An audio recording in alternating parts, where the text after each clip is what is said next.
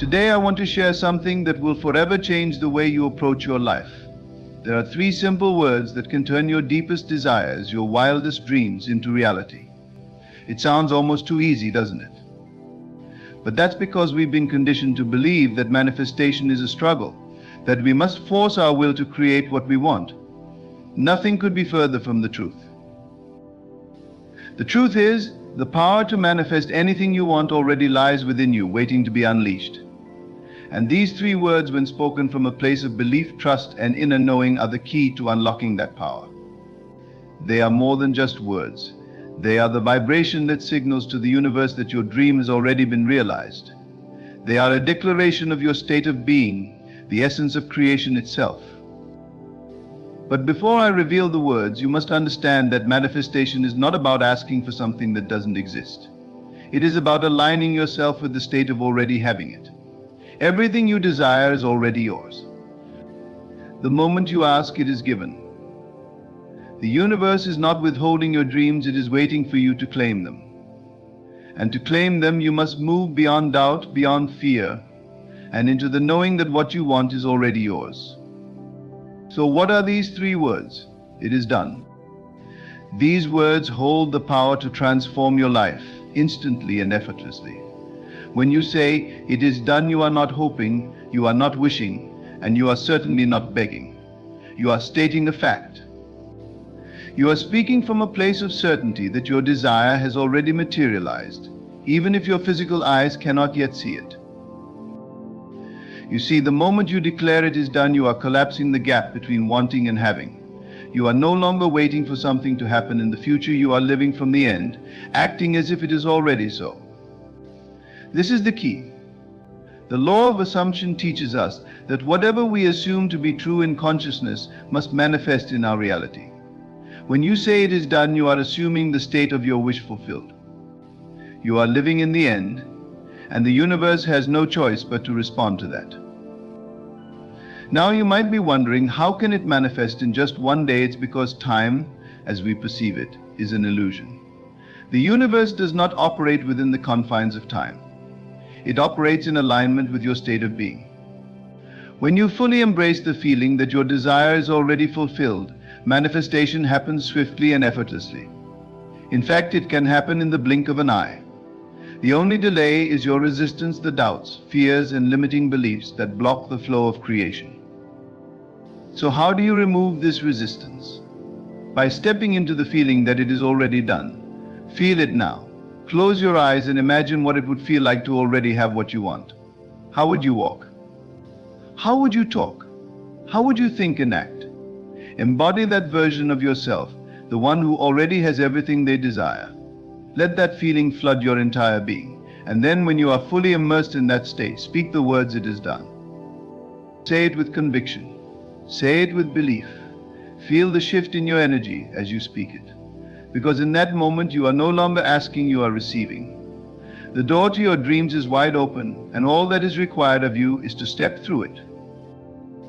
Let me share a truth that many miss. The universe is a mirror, reflecting back to you whatever you project into it. When you live in lack, it mirrors lack. When you live in abundance, it mirrors abundance. The universe is not deciding what you get or don't get, it is simply responding to the state you are in. And when you declare it is done, you are projecting the state of fulfillment. You are no longer in the vibration of wanting, but of having. This is why it works so quickly, because you are no longer holding your desire at arm's length. You are bringing it into the present, into the now. So I urge you, stop wishing, stop hoping, stop doubting. Begin to live in the knowing that what you desire is already yours. Practice this every day. Whenever a doubt creeps in, remind yourself it is done. Whenever you feel impatient, say to yourself it is done, and most importantly, feel the truth of those words in every fiber of your being. Because when you truly believe that it is done, it must manifest. The universe is bound by law to bring you whatever you assume to be true. This is not magic, it is the natural order of creation. You are the creator of your reality, and your words, your thoughts, your feelings are the tools you use to shape it. The moment you declare, "It is done," you shift into a state of receivership, where everything you desire flows to you effortlessly. You no longer have to chase your dreams because they are already chasing you. So what do you want to manifest? A new job, a loving relationship, financial abundance? It doesn't matter what it is, the process is the same. Close your eyes, feel the reality of it, and speak the words, "It is done." And then let go of any doubt, any worry. Trust that it is already on its way, because it is. Remember, you are not separate from the universe, you are one with it. The power that creates worlds is within you, waiting to be unleashed. And all it takes is 3 simple words to set that power in motion. Say it now with absolute certainty, "It is done," and watch as your dreams manifest into reality, faster than you ever imagined possible. The beauty of this process is that it is incredibly simple. Yet simplicity is often the most difficult thing for us to grasp, isn't it? We have been trained to believe that for something to be powerful, it must be complex. But life's greatest truths are always simple. The power of creation does not lie in elaborate rituals or difficult practices. It is in the stillness of your mind and the conviction of your heart. The words "it is done" are powerful precisely because of their simplicity. They carry within them the essence of creation, the ability to bring forth into the physical what already exists in the unseen. The unseen realm is not a distant place, it is right here, within and around you at all times. Everything you could ever desire is already created in this invisible space. And your job is not to struggle to create it, but to align yourself with the reality of it. The moment you declare "it is done," you are stepping into that reality, allowing it to materialize effortlessly. I want you to understand something fundamental. You are not creating anything new. You are simply becoming aware of what already exists. Your desires, your dreams, they are not some future possibility. They are present realities waiting for you to claim them. And the words "it is done" are your claim. They are your acceptance of what is already yours. The human mind, however, is often our greatest barrier. It clings to what is visible, what is tangible, and it struggles to accept that the unseen is just as real, if not more so. But what is visible to the physical eye is only a small fraction of the vast reality that surrounds us. The unseen, the unmanifest, is where all things begin. Every physical object, every experience you've ever had, was once an idea, a thought, an unseen potential. When you say "it is done," you are acknowledging this truth.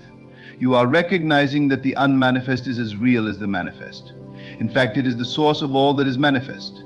Everything begins in consciousness, and your consciousness is the creative force that brings it into form. So when you say "it is done," you are not just uttering words. You are shifting your consciousness. You are moving from the state of wanting, which implies lack, into the state of having, which implies fulfillment.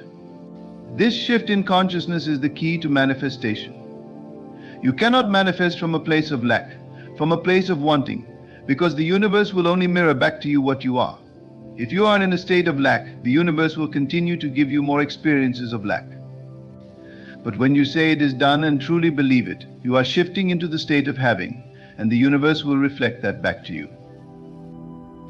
You may ask, how can I believe something is done when I cannot yet see it? And this is where faith comes in. Faith is not blind hope, it is the knowing that what you desire is already yours, even if your physical senses cannot yet perceive it. Faith is the bridge between the unseen and the seen, between the unmanifest and the manifest. It is the conviction that the moment you ask, it is given. But understand this, you are not asking in the way you may think. To ask is to assume. When you assume something is true, you are asking the universe to reflect that assumption back to you. This is the secret that has been known by all great teachers throughout history. They understood that the power to manifest lies not in the asking, but in the assuming. You must assume the feeling of your wish fulfilled. You must assume that it is already done, and then act from that state. And this is why the words "it is done" are so powerful. They are an assumption. They are a declaration that what you desire has already come to pass. When you say these words, you are no longer in a state of wanting or hoping. You are in a state of fulfillment. And it is this state that the universe responds to. So I ask you, how would you live your life if you truly believed that your desires were already fulfilled? How would you think? How would you feel? How would you act? Begin to live from that state now, because that is the state that will bring your desires into reality. You must embody the feeling of already having what you want. Feel it in every fiber of your being. When you wake up in the morning, feel the joy and gratitude of already living your dream. When you go to bed at night, fall asleep in the assumption that it is done. This is not pretending it is creating. It is the process by which you bring the unseen into the seen. The physical world is simply a mirror of your inner state. If you are in a state of lack, if you are constantly focused on what you don't have, the mirror will reflect that back to you. But if you are in a state of fulfillment, if you live from the knowing that your desires are already yours, the mirror will reflect that. The outside world is a reflection of your inner world, and when you change your inner state, your outer reality must change to match it. Now this is where most people falter. They say the words "it is done," but they do not fully believe it. They allow doubt to creep in, and doubt is what blocks the manifestation. Doubt is what keeps you in the state of wanting, in the state of lack. You must be unwavering in your belief that it is done. You must trust the process even when your physical eyes cannot yet see the evidence. The universe works in perfect harmony, and when you align yourself with the state of having, the universe will move mountains to bring your desire into reality. But you must be patient. You must not allow impatience to disrupt the process. Impatience is a sign that you are still living in the state of wanting. It is a signal to the universe that you do not truly believe that it is done. Patience, on the other hand, is a signal of trust. It is the knowing that everything is unfolding perfectly, even if you cannot yet see it. It is the belief that your desire is already on its way to you, and that all you need to do is remain in the state of having. So how do you stay in this state of having? You practice it every day. You make it a habit to feel the feelings of already having what you want. You use your imagination, which is the creative power of the universe, to bring the feeling of fulfillment into your present moment. Your imagination is not just a tool for daydreaming, it is the bridge between the unmanifest and the manifest. When you use your imagination to feel the reality of your desire, you are bringing it into existence. But you must also let go. Let go of the need to control how and when your desire will manifest. The moment you say it is done, you have placed your order with the universe. Trust that the universe knows the perfect way to bring it to you. It may come in ways you never expected, in ways that are far better than you could have imagined. But you must allow it to come. You must not cling to the outcome, because clinging is a sign of lack. It is a signal to the universe that you do not truly believe it is done. So let go. Release the need to know how it will happen. Release the need to know when it will happen. Trust that it is already done, and that the universe is orchestrating everything in your favor. The moment you release your attachment to the outcome, you open the door for your desire to manifest. Remember, the universe is not withholding anything from you. It is not testing you or making you prove your worth. You are already worthy. You are already deserving of everything you desire. The only thing standing between you and your dreams is your own belief. So believe. Believe that it is done, and it will be. And when the manifestation comes, and it will come, do not be surprised. Do not act as though something miraculous has happened.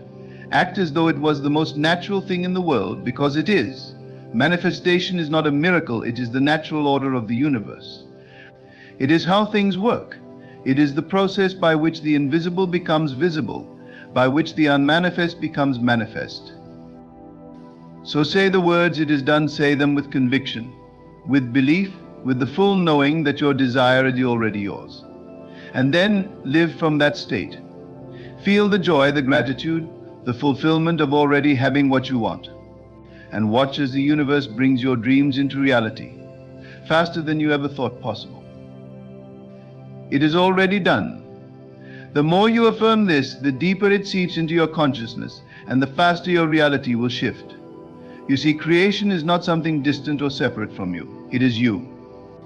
The moment you say it is done, you are declaring that the creative process has already been set in motion. You are stepping into a new state of being, and that state, that assumption, is the key to everything. Imagine you are standing in front of a locked door. On the other side of this door is everything you've ever wanted: success, love, abundance, health, happiness. But the key to unlock this door is not outside of you, it is within. The key is your own belief, your conviction that it is already done. The moment you say with full certainty, "It is done," the door swings open effortlessly. You don't have to force it, you don't have to push or pull. It simply opens because you hold the key. This is why I urge you to hold these words in your heart, to let them permeate your entire being. It is done. These words are not just a mental exercise. They are a shift in awareness, a transformation in consciousness. They are your declaration to the universe and to yourself that the work is already complete. When you embody this belief, you are no longer striving or struggling. You are no longer in a state of need or desperation. You are in the state of fulfillment. And this state is what allows your desires to materialize in your world. It's important to understand that the physical world is always a reflection of your inner state. Everything you experience in your outer life is a direct mirror of what is happening within. If you are in a state of doubt, fear, or worry, the world will reflect that back to you. But when you move into the state of knowing, the state of unwavering belief that it is already done, the world has no choice but to conform to that belief. You must hold this belief in the face of all appearances. Even when the outer world seems to show you the opposite, you must remain firm in your conviction. The physical world is always lagging behind the mental and spiritual worlds. It takes time for the unseen to become seen, for the invisible to become visible. But that does not mean it isn't already done. The moment you declare it, the moment you feel it as real within yourself, it is done. I think of the seed planted in the soil. When you plant a seed, you do not doubt that it will grow. You do not stand over the soil, anxiously waiting for it to sprout, wondering if it will ever happen. No, you trust that the seed will grow because you understand the process. You know that the seed must first take root in the darkness beneath the surface before it can emerge into the light. And so it is with your desires. The moment you plant the seed of your desire, by declaring it is done, the process begins. But just like the seed, it takes time for your desire to take root and grow. It must first develop in the unseen realms before it can appear in the physical. This is why patience and faith are so crucial. Faith is the substance of things hoped for, the evidence of things not seen. When you have faith, you are not relying on your physical senses to confirm what you know to be true. You are relying on your inner knowing, your inner vision. Faith is the bridge that connects the invisible with the visible, the unmanifest with the manifest. And patience is the understanding that everything happens in perfect timing. The universe operates on its own schedule, not ours. But rest assured, when you declare it is done, the universe immediately begins to work on your behalf. Your only job is to remain steadfast in your belief, to hold the vision of your fulfilled desire, and to allow the universe to bring it into being. But how do you maintain this belief, this feeling of fulfillment, when the world around you may seem to show you otherwise? This is where your imagination becomes your most powerful tool. Your imagination is not just a place of fantasy or escape. It is the creative power of the universe working through you. Everything that has ever been created in this world, every invention, every piece of art, every achievement, began in someone's imagination. Your imagination is the blueprint for your reality. When you imagine something vividly, with feeling and emotion, you are planting the seed of that reality in the unseen realms. And when you nourish that seed with your belief and attention, it must grow. It must become your reality. So I urge you to use your imagination wisely. Spend time each day imagining your desire as already fulfilled. Don't just see it, feel it. Feel the joy, the excitement, the relief of already having what you want. Feel it so deeply that it becomes real to you, more real than anything you can see with your physical eyes. Because in truth, what you imagine is just as real as what you can see and touch. In fact, it is more real because it is the source from which all physical things arise. When you live in the state of your wish fulfilled, when you feel as though your desire is already yours, you are aligning yourself with the frequency of that reality. You are becoming a vibrational match to your desire, and the universe will bring it to you effortlessly. You won't have to chase it, you won't have to struggle for it. It will come to you naturally as a result of your alignment. But alignment is not a one-time thing. It is something you must practice every day. Every moment of every day, you are choosing what you align with. You are either aligning with your desires or with your doubts. You are either living in the state of having or in the state of wanting, and the choice is always yours. When you find yourself slipping into doubt or fear, gently bring yourself back to the state of having. Remind yourself that it is already done. Speak the words aloud. If you must, it is done. Feel the truth of those words in your heart. And then return to the feeling of already having what you want. It's important to remember that your feelings are your guide. Your emotions are always telling you what you are aligning with. When you feel joy, gratitude, and peace, you are in alignment with your desires. When you feel fear, doubt, or frustration, you are in alignment with lack. So pay attention to how you feel throughout the day and use your feelings as a compass to guide you back to the state of fulfillment. Gratitude is one of the most powerful ways to stay in alignment with your desires. When you are grateful, you are acknowledging that you have already received. You are affirming that it is done. So cultivate a practice of gratitude. Each day, give thanks for your desires as though they are already fulfilled. Feel the gratitude in your heart as you imagine your dreams coming true. This feeling of gratitude is the signal to the universe that you are in the state of having, and it will respond by bringing more things for you to be grateful for. It's also important to let go of any attachment to the outcome. Attachment comes from a place of fear and lack. It is the belief that if you do not get what you want, you will somehow be incomplete or unhappy. But true manifestation comes from a place of trust and surrender. It comes from the knowing that you are already whole, already complete, and that your desires are simply an expression of the fullness of who you are. When you let go of attachment, you are telling the universe that you trust the process. You are saying, I know it is done, and I trust that it will come to me in the perfect way and at the perfect time. This surrender is not a giving up, but a releasing of control. It is an act of faith, a declaration of your trust in the divine timing of the universe. And when you release your attachment, you make space for your desire to come to you. You are no longer holding on so tightly that you block the flow of abundance. You are allowing the universe to bring you what you want in the most effortless and harmonious way possible. So remember, it is done. Hold these words in your heart. Speak them with conviction. Feel them in your being, and then live from that state. Live as though your desires are already fulfilled.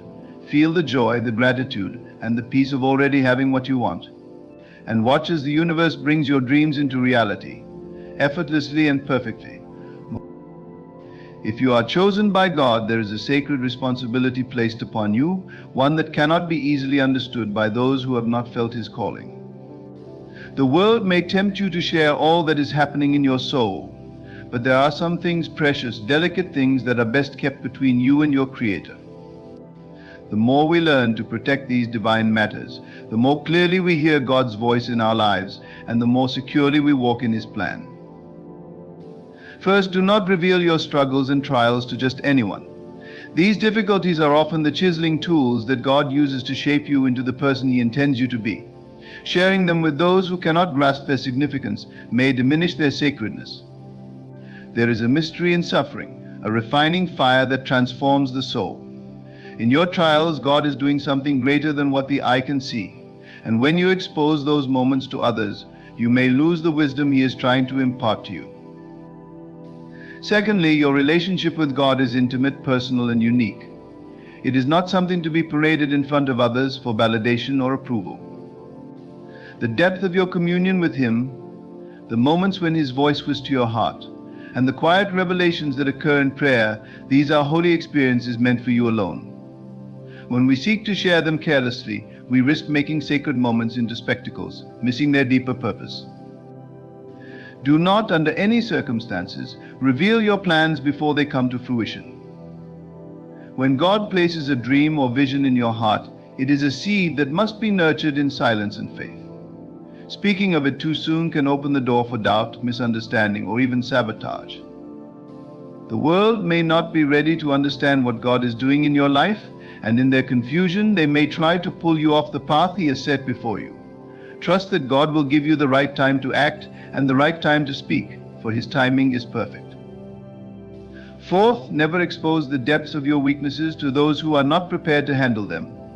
As chosen ones, we often feel the weight of our inadequacies, but these are the very places where God's strength is made perfect. Sharing these vulnerabilities indiscriminately can lead others to question God's work in your life, or to misuse that knowledge against you. Instead, lay your weaknesses at the feet of God, for He alone understands how they will become the foundation of your greatest victories. Lastly, be cautious in revealing the full extent of your blessings. When God pours out His grace and favor upon you, it can provoke jealousy or misunderstanding in others. There are those who may not be able to see the hand of God in your blessings, and they may seek to undermine or belittle them. This is not to say that you should hide the goodness of God, but be wise in how and when you share the abundance He has given. Let the overflow of His blessings in your life speak for themselves, rather than seeking to make a display of them. In this journey of being a chosen one, wisdom is your greatest ally. What you keep in your heart, close to God, becomes a wellspring of strength. Trust that He will guide you, that He knows the road ahead better than anyone, and that His hand is upon you always. The path of a chosen one is not an easy one. It is often marked by moments of profound isolation, where even those closest to you may fail to understand the weight of your calling.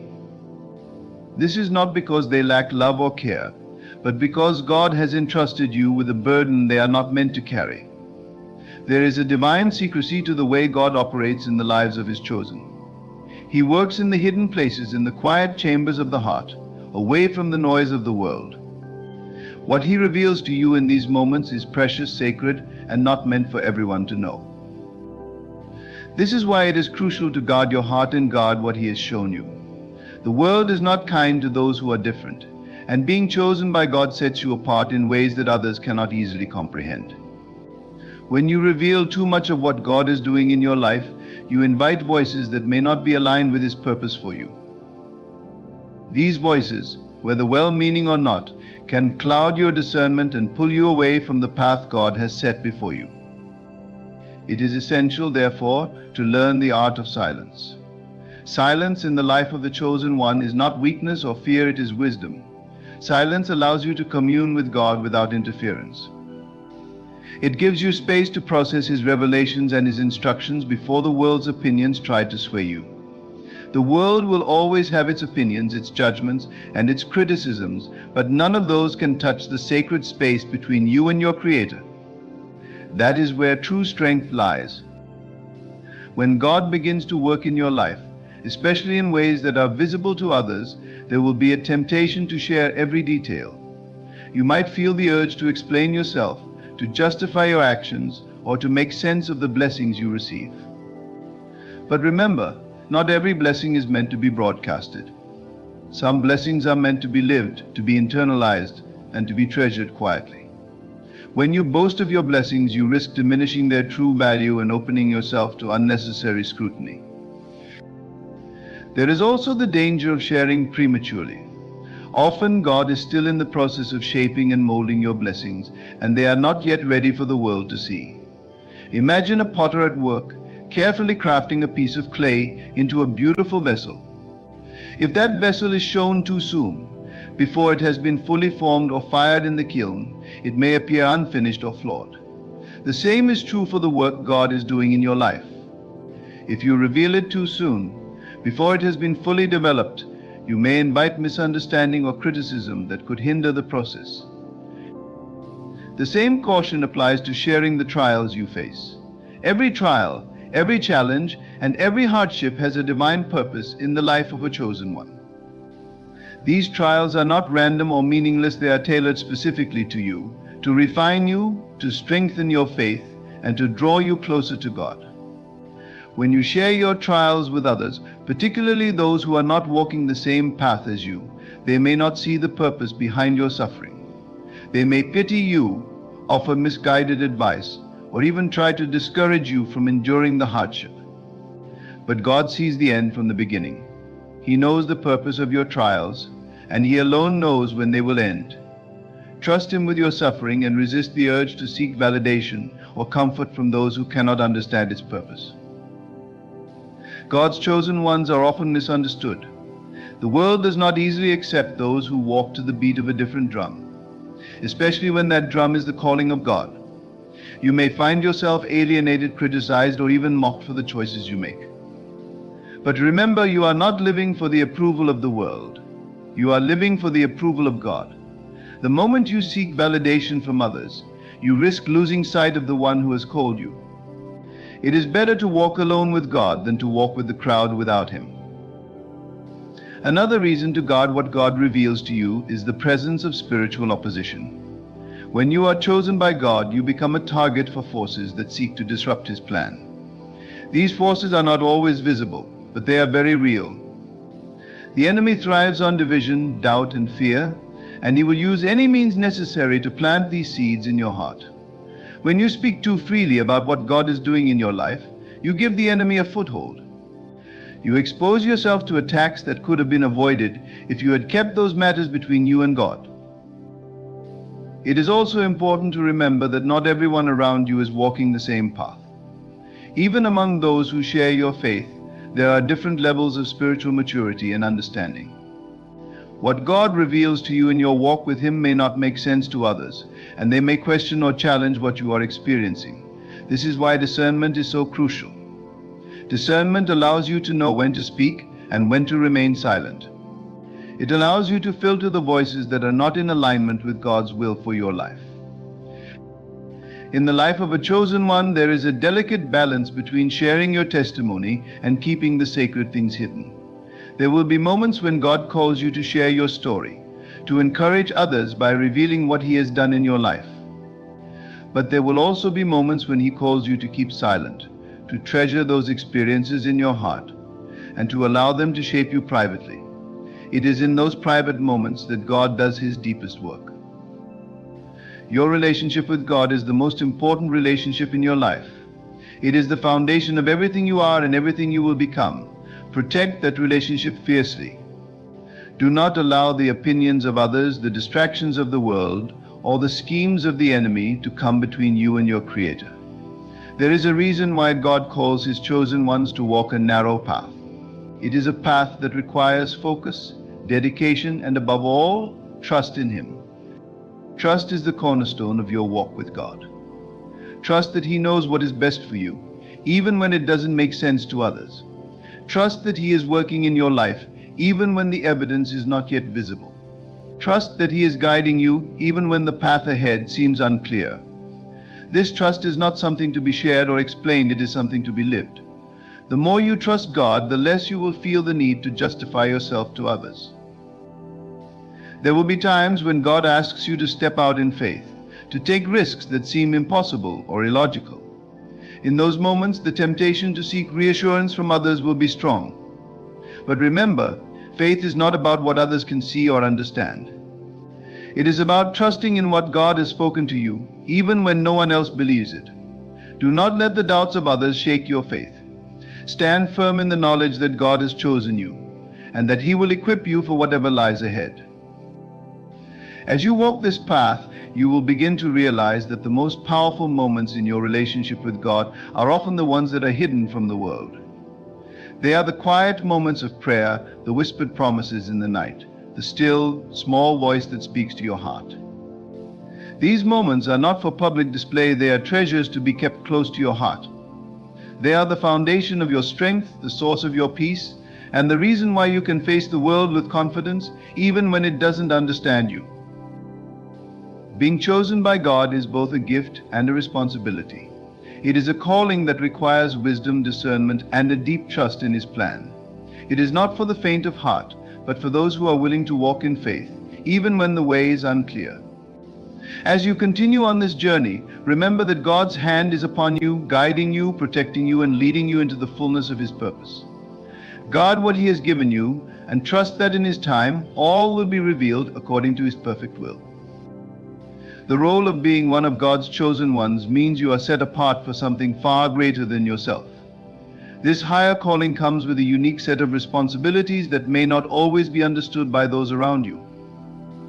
As you navigate this path, one of the greatest lessons you will learn is that discretion and silence are often your most powerful allies. This is not out of fear or distrust, but out of reverence for the sanctity of the work God is doing in you. When God moves in your life, He often does so quietly, behind the scenes, in ways that are not immediately visible to others. There is a reason for this. God's plans are not meant to be exposed before their time. In a world that constantly pushes for transparency, sharing, and openness, the idea of keeping certain things to yourself may seem countercultural. But the wisdom of God is different from the wisdom of the world. What the world calls secretive, God calls sacred. What the world might view as withholding, God sees as protection. You are called to protect what He has entrusted to you, your dreams, your struggles, your victories, until the time comes for them to be revealed. One of the most difficult challenges as a chosen one is knowing who to trust with the intimate details of your spiritual journey.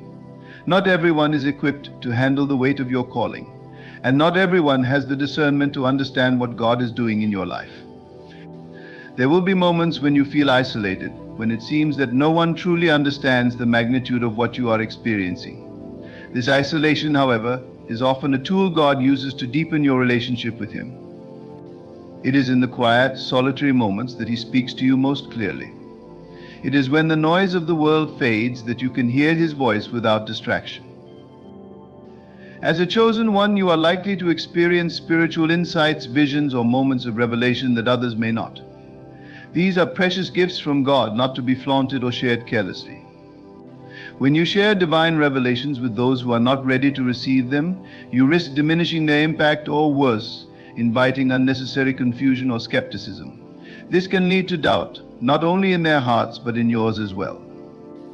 There is a sanctity to the revelations God gives you.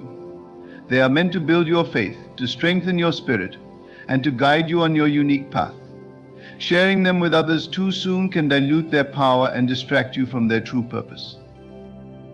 The temptation to share what God is doing in your life can be strong, especially when you are excited about the changes He is making. But be mindful that not everyone will understand or appreciate what you are experiencing. Some may try to offer advice or opinions that, though well-meaning, are not aligned with God's will for you. Others may react out of jealousy or fear, attempting to pull you away from the very thing that God is calling you to. It is important to remember that your relationship with God is personal and sacred. While there may be times when God prompts you to share your story to inspire or encourage others, there are also times when He calls you to keep things between you and Him. Another aspect of being chosen by God is the understanding that not every part of your journey will make sense to those around you. God's ways are higher than our ways, and His thoughts are higher than our thoughts. What may seem illogical or even foolish to others may be part of a greater plan that only God can see. When you reveal too much of your journey, you open the door to judgment and criticism from those who do not share your vision. This can lead to doubt creeping into your own heart, causing you to second-guess the very things God has called you to do. There is also the reality that spiritual warfare is very real, and the enemy is always seeking to derail those who are walking closely with God. When you expose too much of what God is doing in your life, you may unintentionally give the enemy insight into your vulnerabilities or the areas where God is working to strengthen you. The enemy thrives on exploiting these areas of weakness. By keeping certain things between you and God, you shield yourself from unnecessary attacks and distractions that could hinder your spiritual growth. The world often misunderstands the nature of spiritual blessings. People may see the outward signs of God's favor on your life success, peace, joy, but they may not understand the inner transformation and the trials that accompany those blessings. Sharing your blessings too freely can lead to envy or misunderstanding. Others may think that you have received these blessings effortlessly, without recognizing the sacrifices and faith it took to get there. This can lead to resentment, or worse, cause others to stumble in their faith, believing that God has favored you over them. There is wisdom in learning to move in silence. Not every victory needs to be announced, not every struggle needs to be shared, and not every blessing needs to be broadcast. There is strength in knowing that God is working in your life, even if no one else sees it. Trust that when the time is right, God will reveal what needs to be revealed in His way and in His time. Until then, hold close to Him and allow Him to continue shaping you in the hidden places. Being chosen by God also means that you will often be called to walk a path that is different from those around you. This can be lonely at times, but it is also a great privilege. You are not meant to blend in with the world, you are meant to stand apart, to be a light in the darkness. This distinction comes with a responsibility to guard what God has given you. The world may not understand your journey, but that is because they are not called to walk it. You must walk by faith, not by sight, trusting that God is leading you even when the road ahead is unclear. The more closely you walk with God, the more He will reveal to you. But with greater revelation comes greater responsibility. You are entrusted with knowledge and understanding that others may not have, and it is your duty to steward that well. This means knowing when to speak and when to remain silent, when to act and when to wait. It means being discerning about who you share your journey with and recognizing that not everyone is meant to accompany you on this path. There is a deep wisdom in learning to guard the treasures of your heart. Your relationship with God, your trials, your victories, and your revelations are sacred. They are the foundation of your walk with Him, and they must be protected. In guarding these treasures, you are not being secretive or selfish, you are being wise. You are acknowledging the holiness of what God is doing in your life and recognizing that not everyone is equipped to understand or appreciate it. As a chosen one, you are called to live a life of faith, trust, and obedience. This means trusting God with the details of your life, even when you do not fully understand them yourself. It means being obedient to His voice, even when it calls you to remain silent or to keep certain things hidden. It means walking in the assurance that God is for you, even when the world seems to be against you. The journey of a chosen one is not an easy one, but it is a journey filled with purpose and divine direction. You may not always see the full picture, but you can trust that God does. He sees the end from the beginning, and He knows the plans He has for you. As you continue to walk this path, remember that you are not alone. God is with you every step of the way, guiding you, protecting you, and leading you into the fullness of His plan for your life. So hold tightly to the things He has revealed to you. Treasure the sacred moments, the whispered revelations, and the divine insights that He gives you. Protect them from the noise and distractions of the world, and trust that in His time, all will be revealed according to His perfect will. Let your silence be a testament to your faith, your discretion a reflection of your wisdom, and your trust in God a beacon of light that guides you through even the darkest of times. The journey you are on as one of God's chosen is a walk of faith, a trust that transcends understanding, and often it is shrouded in mystery. The unseen hand of God guides you, and while the world may pressure you to disclose every detail, you must resist this urge. Silence at times is not only golden but sacred.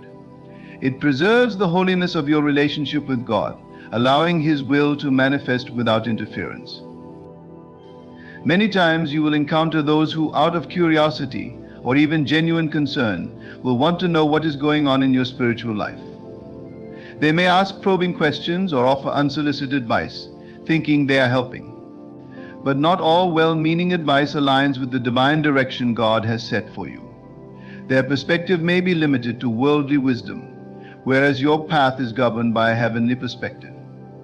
Sharing too much with those who are not walking with you can not only confuse them but also open you up to doubts that were not there before. Guarding your spiritual journey does not mean isolating yourself completely from community or fellowship, but it means discerning what parts of your journey are meant to be shared and which parts are meant to be kept in the quiet, sacred space between you and God. You must understand that there are times when God reveals something to you that is solely for your benefit, for your growth, for your strengthening. When you prematurely share these things, you risk exposing them to scrutiny, misunderstanding, and even spiritual attack. There is also a special kind of power that comes from keeping certain things between you and God. This power lies in the intimacy of the relationship. When you learn to trust God with the secrets of your heart, without the need for external validation, you are walking in true faith. Faith, by its very nature, does not require the approval or understanding of others. It is deeply personal, rooted in your trust in God's character and His promises. The world around you may be loud, filled with opinions, noise, and distraction, but your inner world, the one shaped by your walk with God, is quiet, still, and peaceful. You must also remember that the timing of revelation is critical in God's kingdom. Ecclesiastes tells us that there is a time for everything, and this includes a time for speaking and a time for silence. Not every season is a season for sharing. In fact, some of the most profound seasons of growth and preparation occur in the hidden, quiet places of our lives. Just as a seed must be planted in the dark soil before it can sprout, so too must your spiritual growth often occur in the quiet, unseen places before it can manifest outwardly. In this world, the concept of keeping things to oneself is often associated with selfishness or a lack of transparency. But in God's kingdom, discretion is a virtue. It shows that you trust God to bring forth what needs to be revealed when it is time. You are not withholding out of fear or pride, but out of wisdom and reverence for what God is doing. When you learn to move in silence, you free yourself from the need for external validation. You are no longer seeking approval from others, because you have found your approval in God. This allows you to walk confidently, even when others do not understand. Another reason to keep certain things to yourself is that not everyone around you is prepared to handle the weight of your calling. The dreams, visions, and purposes that God has placed in your heart are specifically designed for you. They are tailored to your gifts, your experiences, and your relationship with God. When you share these things with people who are not equipped to understand them, they may unintentionally project their own fears or limitations onto you. They may try to advise you from a place of their own experience, which might not align with the path God has for you. You must also be mindful that the enemy is always looking for opportunities to distract, discourage, or derail those who are walking closely with God. When you reveal too much, you may be giving the enemy a glimpse into the areas where God is working in your life. Spiritual warfare is real, and the enemy often uses the words and actions of others to sow doubt and confusion in the minds of those who are trying to follow God's plan. By keeping certain things between you and God, you protect yourself from these unnecessary attacks. It is important to remember that while your journey may be unique, you are not alone. God is with you every step of the way, and He is your ultimate source of guidance and strength. The isolation you may feel at times is not a sign that you are abandoned, but rather a sign that you are being set apart for something greater. God often uses seasons of solitude to prepare His chosen ones for the work He has for them. It is in these quiet moments that He shapes you, refines you, and equips you for the tasks ahead. As you continue on this journey, you will also discover that the rewards of silence far outweigh the temporary satisfaction of sharing prematurely. There is a deep, abiding peace that comes from knowing that you are walking in step with God's timing. This peace is not dependent on the approval or understanding of others, but on the assurance that God is in control. He sees the bigger picture, and He knows the perfect time for everything to be revealed. The more you walk in this trust, the more you will experience the fullness of what it means to be one of God's chosen ones. You will learn that the silence is not empty, but full of divine purpose. Every moment of waiting, every instance of holding back, is part of the greater plan God has for you. And when the time comes for your journey to be revealed, it will be far more powerful and impactful than if you had tried to force it into the light prematurely. Your silence will speak louder than words. It will testify to your faith, your trust in God, and your understanding that His ways are higher than ours. Your discretion will be a reflection of your wisdom, showing that you know the value of the treasures God has entrusted to you. And when the time comes, God Himself will reveal what needs to be revealed, in His way and in His time, for His glory. In the stillness of your heart, in the quiet moments that are shared only between you and God, you are being molded into the person He has called you to be. The silence you maintain is not a void, but rather a space filled with divine purpose, where God's voice is the loudest. The world around you may be clamoring for explanations, demanding answers, or seeking to understand the journey you're on. but their curiosity does not dictate the revelations you are meant to share.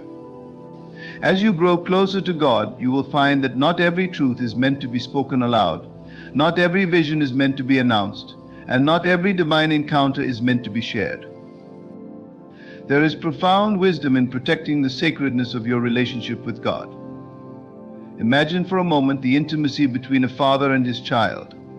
The whispered words of encouragement, the promises spoken in secret, the dreams that are nurtured in the quiet of that relationship, these are not meant to be shouted from the rooftops. They are meant to be cherished, held close, and allowed to grow in the heart until the right time. God's chosen ones, like a child held in the arms of a loving father, are often entrusted with divine secrets. These are not meant to be shared hastily or casually. Instead, they are meant to be pondered, prayed over, and kept in the heart until the moment comes when God says, "Now it's time." Many who walk in the world do not understand this kind of discretion. They live in a culture that celebrates oversharing, where the private becomes public in an instant, and the sacred is often treated as commonplace. But as one of God's chosen, you are called to live differently. You are called to guard what is holy. In the same way that a treasure is hidden and protected, the insights, revelations, and promises God gives you must be handled with care. They are treasures of the kingdom, not to be thrown carelessly before the world, but to be shared at the appointed time, for the appointed purpose. What happens when you reveal these sacred things too soon?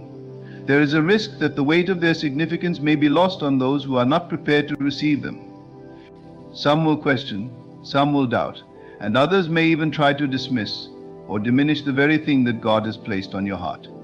This is not because they are inherently malicious, but because they are not in tune with the spiritual depth of what is happening in your life.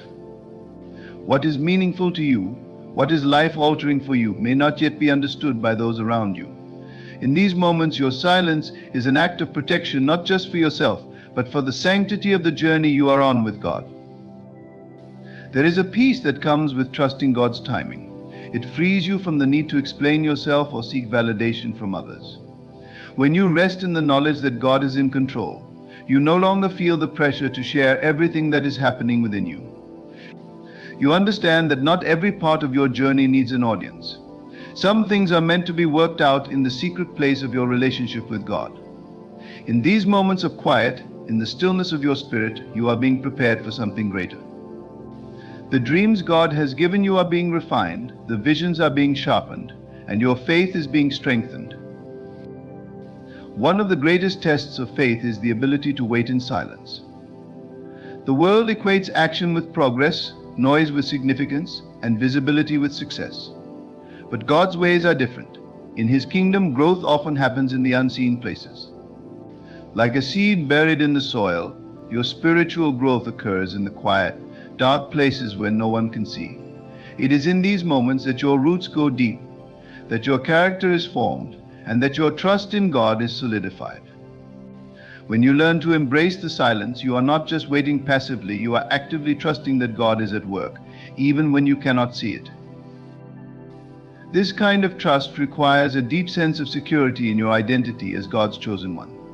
You do not need to prove yourself to anyone. You do not need to explain or justify the path you are on. You are walking in step with the Almighty, and that is enough. In the quietness of your heart, you can hear His voice more clearly, guiding you, comforting you, and directing your steps. When you are constantly sharing, explaining, or seeking validation, the noise of the world can drown out the voice of God. But in the silence, His voice becomes your anchor, steadying you in the midst of uncertainty.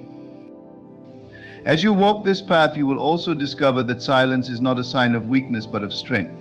It takes great courage to hold back when the world is pushing you to speak. It takes wisdom to know when to reveal and when to remain silent. And it takes faith to trust that God's timing is perfect, even when you are eager to share the wonderful things He is doing in your life. This kind of strength is not found in the world's definition of power, but in the quiet confidence that comes from knowing who you are in Christ. There is also a spiritual power in keeping certain things hidden until the right moment. When you move in silence, you are operating in a realm of faith that defies the natural. You are trusting that God will bring about the fulfillment of His promises in His time. without the need for human intervention. This kind of faith is powerful because it is rooted in the unseen. It is the kind of faith that pleases God, for without faith it is impossible to please Him. When you keep certain things between you and God, you are exercising this faith, trusting that He is working behind the scenes in ways that you cannot yet see. This kind of discretion builds your spiritual discernment. You become more attuned to the leading of the Holy Spirit, more sensitive to His guidance. You learn to recognize when it is time to speak and when it is time to remain silent. This discernment is a gift, and it grows stronger the more you practice it. As you walk in obedience to the prompting of the Spirit, you will find that He leads you into greater wisdom, greater understanding, and greater depth in your relationship with God. The things you keep to yourself are not about secrecy for its own sake, but about honoring the sacredness of your relationship with God. It is about recognizing that some things are too precious to be shared before their time. It is about understanding that your journey with God is unique, and not everyone will understand it. And it is about trusting that God, in His infinite wisdom, knows the perfect time for everything to be revealed. As you continue on this path, may you find peace in the silence, strength in the waiting, and joy in the intimate moments you share with your Creator. May you walk confidently, knowing that you are chosen, loved, and guided by the One who holds all things in His hands. And may you always remember that some of the most powerful things in life are not spoken but lived. In the quiet journey of being one of God's chosen, there is a profound strength in keeping sacred things close to your heart. It is in the moments of silence, of waiting on God's perfect timing, that your faith deepens and your spirit strengthens. What you withhold is not out of secrecy, but out of reverence for the divine process unfolding in your life. As you trust God's wisdom, you walk in His purpose, knowing that what is meant to be revealed will come forth in His appointed time. Until then, hold on to the peace that comes from the stillness, knowing that the treasures of your heart are safe in the hands of the One who called you. There comes a moment in life when the unseen hand of God begins to move in ways that are beyond human comprehension. When the divine is preparing to bless you with something greater than you have ever known, the signs will not be written in the sky, nor will they be announced with thunder. Instead, they will whisper to you in the depths of your being, calling you to recognize the shift that is unfolding. The first sign is a deep inner stirring, a knowing without evidence. It is as if your soul is awakening from a long sleep, sensing that something extraordinary is on the horizon. You may not be able to explain it, but within you there is a quiet assurance that a transformation is near. The world around you may look the same, but your perception of it begins to change, and you start feeling an unusual sense of expectation. Then you will notice doors closing. Opportunities you once relied on may suddenly vanish. People who once walked beside you may distance themselves. Do not mistake this for loss. It is a divine redirection.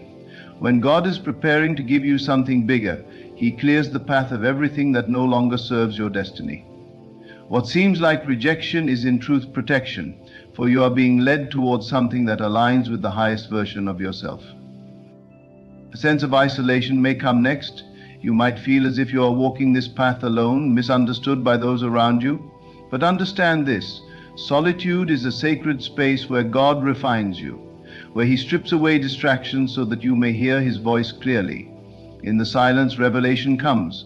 You begin to see with spiritual eyes, no longer bound by appearances, but guided by faith.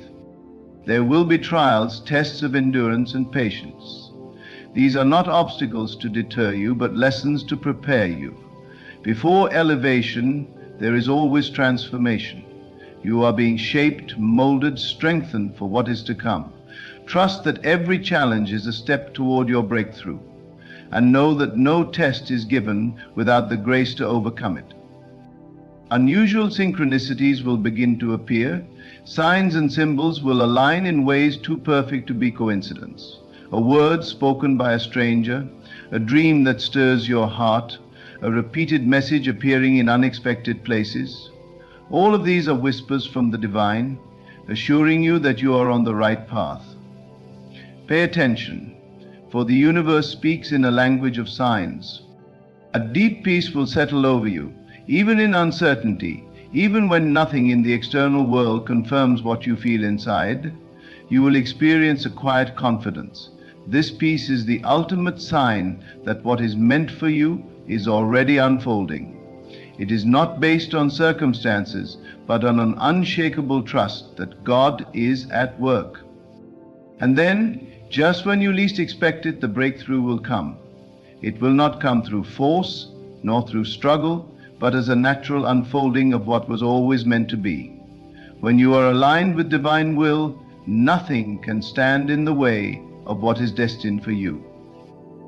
There is a divine orchestration that cannot be rushed, a timing that is beyond human understanding. When God is about to bless you with something beyond your imagination, He first prepares you to receive it. He does not place something grand into hands that are not yet ready to hold it. So He begins His work in the quiet places of your heart, shifting your thoughts, breaking your old limitations, and awakening a new consciousness within you. You may find yourself questioning everything you once believed. The old ways of thinking no longer satisfy you. The things you once chased after seem unimportant. A hunger for something more begins to grow within you, and though you may not know exactly what it is, you cannot ignore the pull. This is the divine call to expand, to step beyond the self you have known, for you cannot receive a new reality while holding on to an old identity. Then comes the breaking away. The things that once felt secure begin to crumble. Friendships, habits, environments, even careers may suddenly shift. You may feel as if you are losing everything familiar, but this is not destruction, it is divine reconstruction. God does not take away to leave you empty. He removes so that He may fill you with something greater. He pulls away everything that no longer aligns with your highest good. What was once a comfort zone begins to feel restrictive, and you realize you can no longer stay where you are. This is when fear tries to creep in. The mind, conditioned by years of limitation, will resist change. It will whisper doubts, make you question the path, urge you to turn back to what is familiar. But you cannot go back. Once the divine hand has touched your life, once you have been awakened to a higher reality, the old world loses its power over you. You may try to return, but you will find that you no longer fit. The people around you may not understand. They may call you foolish, tell you that you are making a mistake, but their words will not shake you, because deep inside you know the truth. You are being called to something greater. At first, nothing may seem to be happening. Days, weeks, even months may pass, and you will wonder if you were mistaken. The vision God placed in your heart seems distant, and the evidence of its arrival is nowhere to be found. This is where faith is tested. Will you trust in what you cannot yet see? Will you hold on to the knowing even when everything in the physical world tells you otherwise? Those who surrender in this moment, who give up because they see no movement, miss the blessing that was already forming. But those who persist, who continue to believe, will soon witness the manifestation of what was promised. And then suddenly the first signs will appear. A door that seemed forever closed will open. A connection will be made, an opportunity will come, seemingly out of nowhere. But it was never out of nowhere. It was always there, waiting for you to align with it. The divine does not rush, He prepares. And when the time is right, the shift will happen so effortlessly that you will marvel at how it all came together. You will look back and understand why things happened the way they did. The disappointments, the closed doors, the delays, all of it was leading you to this moment. The struggle was never to break you, it was to shape you. The waiting was never a punishment, it was a refinement. What is truly meant for you will never be withheld, but you must be ready to receive it. And so, when you sense that something big is coming, trust the process. Trust the preparation, trust the divine order that is working on your behalf. The signs will be there, not always in flashing lights, but in the stillness of your heart, in the shifting of your spirit, in the unfolding of events that seem too perfect to be coincidence.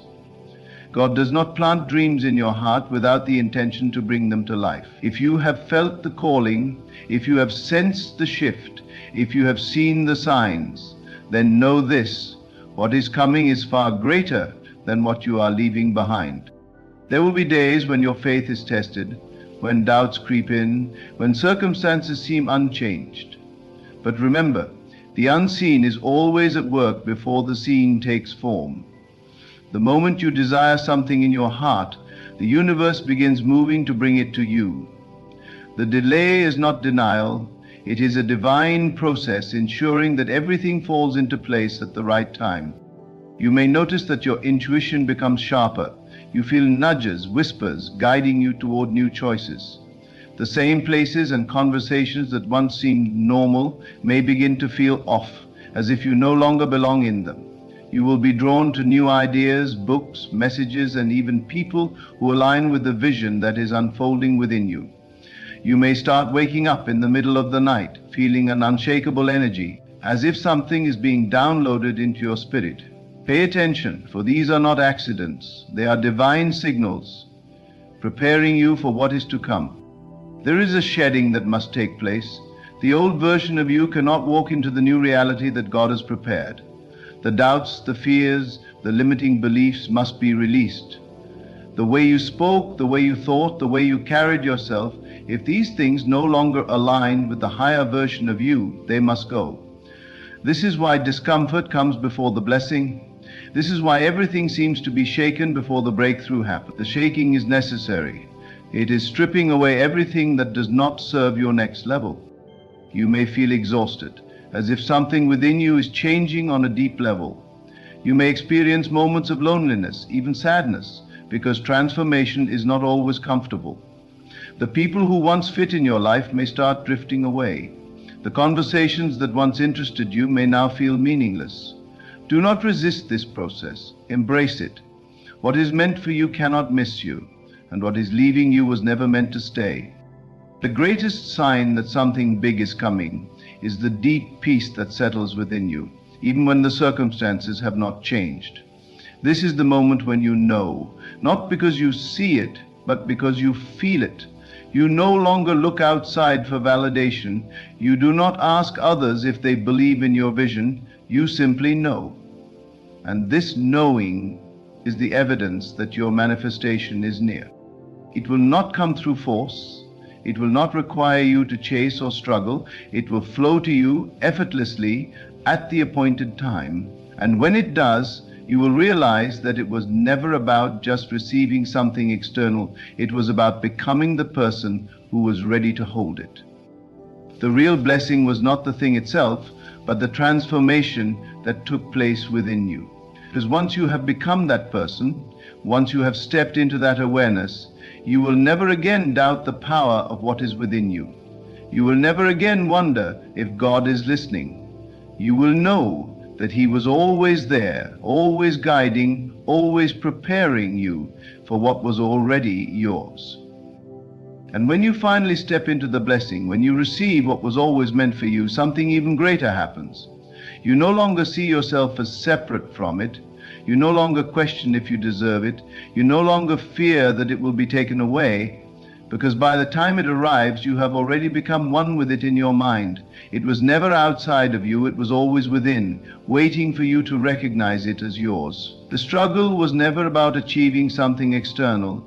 It was about awakening to the truth of who you are. You will notice that your fears have faded. The worries that once consumed you now seem distant, as if they belonged to someone else. The weight that you carried for so long is gone, and in its place is a lightness, a knowing, a quiet certainty that no storm can shake. It is not arrogance, it is alignment. It is not wishful thinking, it is divine authority. You have stepped into the awareness that nothing outside of you has power over your destiny. You are not waiting on circumstances to change, you are the one who changes. And then the circumstances must follow. The people around you will sense it. Some will be drawn to your presence without understanding why. Others may resist, feeling the shift, but not yet ready to step into their own. Do not take this personally. Your journey is not to convince others. It is to become the living proof of what is possible. You are not here to explain how it happened. You are here to embody it. And when they are ready, they too will begin to awaken, inspired by the light that you now carry. At first it may seem so real, You will look at the life unfolding before you, the opportunities aligning, the doors swinging open, and you will remember the days when it all felt impossible. The moments when you almost gave up, the nights you cried out for a sign, the times you questioned if God had forgotten you. All of it will make sense. The waiting was not wasted. The struggles were not in vain. Every lesson, every hardship, every closed door was necessary, because without them you would not have become the person who now stands in this reality. You will see that the delays were not punishments, they were divine protection. The things you once begged for, the things you thought you needed, you will realize they were never meant for you. And you will be grateful that they did not come when you asked, because now you understand. They would have been too small for the person you have become. What God had planned was far greater than what you had envisioned. There is a sacred humility that comes with this awareness. You do not take credit for the unfolding, yet you do not shrink from it either. You walk in it with gratitude, with confidence, with the quiet understanding that you were chosen for this. Not because you were more deserving than others, but because you were willing. Willing to trust when there was no evidence, willing to let go when it felt like loss, willing to believe even when everything in the physical world told you otherwise. And so the cycle continues. Just as you were called, just as you were prepared, just as you were tested, so too will others walk this path. And when they come to you seeking understanding, when they ask how you knew, how you held on, how you made it through, you will smile. Because you will remember what it felt like to be in their shoes, standing on the edge of the unknown, searching for a sign. And you will tell them what you now know to be true, that the signs were always there, that the promise was always theirs, and that the greatest manifestation is not the thing itself. It is the transformation that happens within. There will be more mountains to climb, more seasons of growth, more moments where you are called to expand again. But this time, you will not fear them, you will not resist, because now you know that every ending is a beginning, every loss is a preparation, every challenge is an invitation to step into something greater. The process does not stop, it evolves, and so do you. You are no longer the person who waits in doubt, you are the person who walks in faith.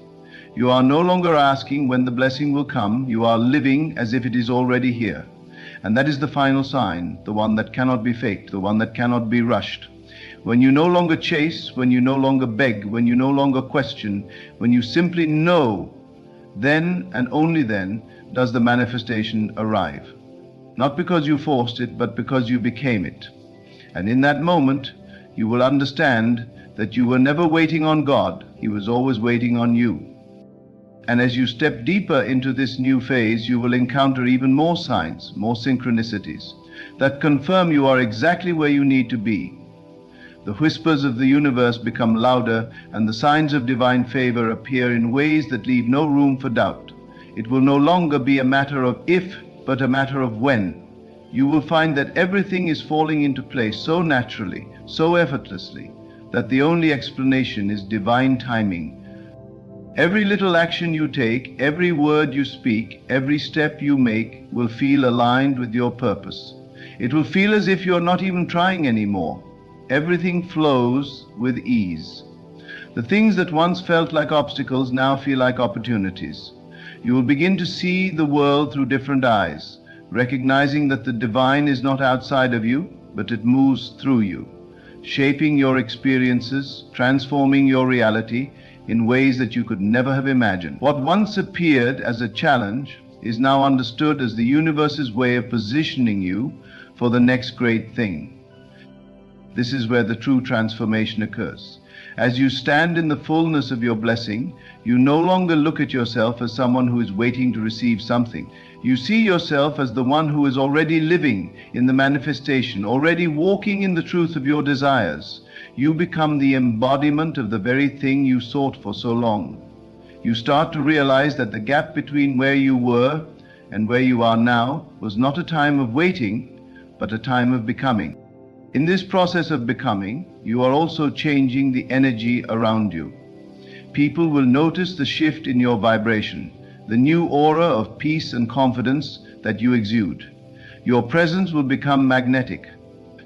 The energy of abundance and possibility that surrounds you will draw in the right opportunities and the right people. You will start attracting experiences that resonate with the highest version of yourself. And with each new experience, your reality will reflect more and more of the life you have been envisioning. But even as you experience this, there will be moments of uncertainty. Even though everything in your life is moving in the right direction, there will be moments where doubt tries to creep in. These are the moments when your faith will be tested. These moments are not meant to break you, they are meant to strengthen you. You will learn to trust the divine process, even when the evidence isn't visible. This is where the unseen becomes more important than the seen. This is where you truly begin to walk by faith and not by sight. What you must remember in these moments of doubt is that your journey is not linear. There are seasons in life where things will feel slower, where progress seems hidden, but this is merely the space where the seeds you've planted are growing beneath the surface. And just as the seed must first break apart and be buried in the soil before it can grow, so too must you go through periods of growth that are not immediately visible to the eye. The quiet moments of uncertainty are the very moments when everything is aligning perfectly behind the scenes. The signs you are receiving, the messages and intuitions, are not random. They are divine confirmations that you are on the right path. As you stay present, as you stay aligned with the vision that has been placed in your heart, you will begin to notice how the universe begins to work in your favor. Opportunities will seem to find you effortlessly. Relationships that support your growth will appear. Things that were once out of reach will become accessible. This is how you know that something big is on its way. And it's not just the external world that is changing, it is you. You are the one who is shifting into alignment with the abundance that is already yours. Even in those moments when you feel that the manifestation is taking longer than you anticipated, trust in the perfection of divine timing. Nothing happens by accident. Nothing happens outside of the divine order.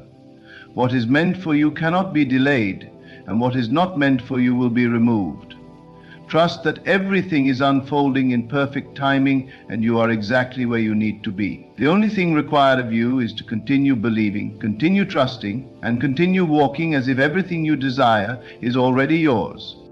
The signs of a blessing on the way are not always dramatic or grandiose. Sometimes they are subtle shifts in your consciousness. A thought you've had many times suddenly lands in a new way. A person you've known for years suddenly says something that resonates with you in a deep way. A circumstance you've been waiting for takes an unexpected turn, and suddenly things make sense. These signs are not always big, but they are powerful. They speak to your heart, not your eyes. They remind you that the work you've done, the growth you've experienced, is leading you to exactly where you are meant to be. As you look forward to what is to come, let go of any remaining attachment to how things should unfold. Release the need for control, surrender your plans, your expectations, and allow the divine to guide you. Trust that what is coming will be far greater than anything you could have ever imagined. You have been prepared for this moment, and you are more than ready to receive it. And when it arrives, when you finally witness the manifestation of what you've been waiting for, remember that this is not the end, it is only the beginning of a new chapter. What God has in store for you will continue to expand, continue to unfold, and you will continue to grow into the person who is ready to receive even greater blessings. This is how the divine works, always elevating, always expanding, always creating new levels of possibility. But even before that moment of arrival, you will know deep within you that it is already on its way.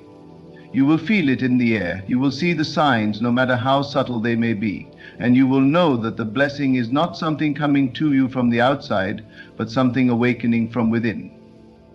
You have already called it forth. You have already aligned with it. And now it is coming to meet you where you are. This is the power of faith, the power of believing before seeing, the power of knowing that the divine is always working in your favor, always leading you toward your highest good. The signs are not for you to question, they are for you to trust. They are not meant to show you that your dreams will come true. They are meant to remind you that your dreams are already on their way. So when you see the signs, trust them. Trust that they are a confirmation of what is already unfolding. Trust that you are on the right path. Trust that God is always with you, always guiding you, always leading you toward the next step. And trust that when the time is right, what is meant for you will come, effortlessly, perfectly, and in the most divine way imaginable. The only thing you need to do is stay aligned, stay faithful, and continue to walk as if everything you've ever wanted is already yours.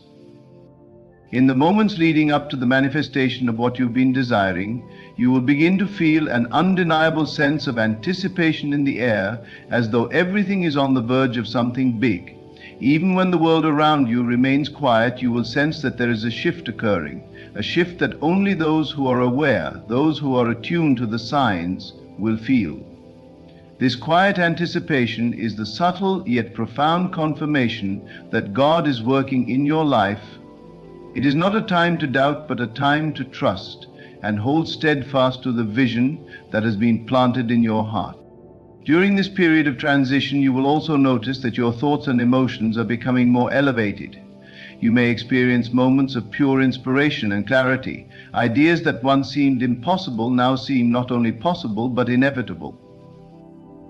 This is a sign that you are tapping into a higher frequency of awareness.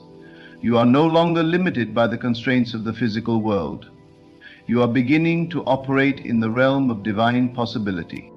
You may also feel an overwhelming sense of peace, as though you are at one with the flow of life. The worries and anxieties that once plagued you seem to dissipate.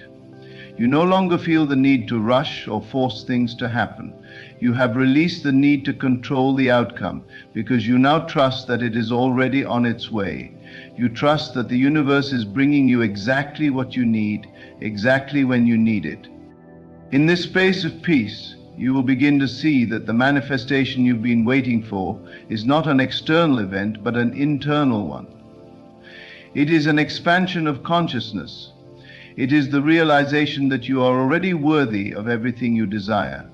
You are already aligned with the abundance, the love, the success, the happiness that you seek. What you've been waiting for has always been within you, and now, as you have grown and transformed, it is simply a matter of time before it becomes your physical reality. You will also notice that the world around you is starting to mirror your internal transformation. The people in your life will begin to reflect your new energy. Those who have supported your journey will become even more present and aligned with you.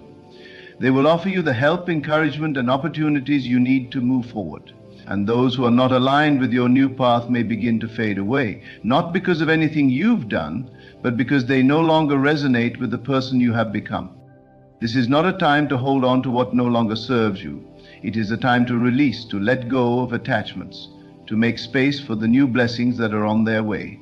The old must make room for the new, and this process of release can sometimes be challenging. But understand that the things, people, and situations that no longer align with your highest good are being removed not as a punishment, but as an act of divine love. It is God clearing the path for you, making space for the blessings that are waiting to enter your life. The more you let go, the more you will feel a sense of lightness. The weight of the past, the weight of your doubts, the weight of your fears will begin to lift, and in its place will be a sense of freedom. The freedom to step fully into your purpose, the freedom to embrace the vision of who you are becoming. This is when you will feel the power of your own divine nature more profoundly than ever before. You will realize that you have always been in control of your reality, and now, with this awareness, you can consciously choose the experiences that align with your highest desires. As the manifestation draws nearer, you may also notice that your inner dialogue is shifting. The negative self-talk, the limiting beliefs, the doubts that once held you back are starting to lose their grip on you. You will catch yourself speaking in ways that are more empowering, more positive, more affirming of your worth.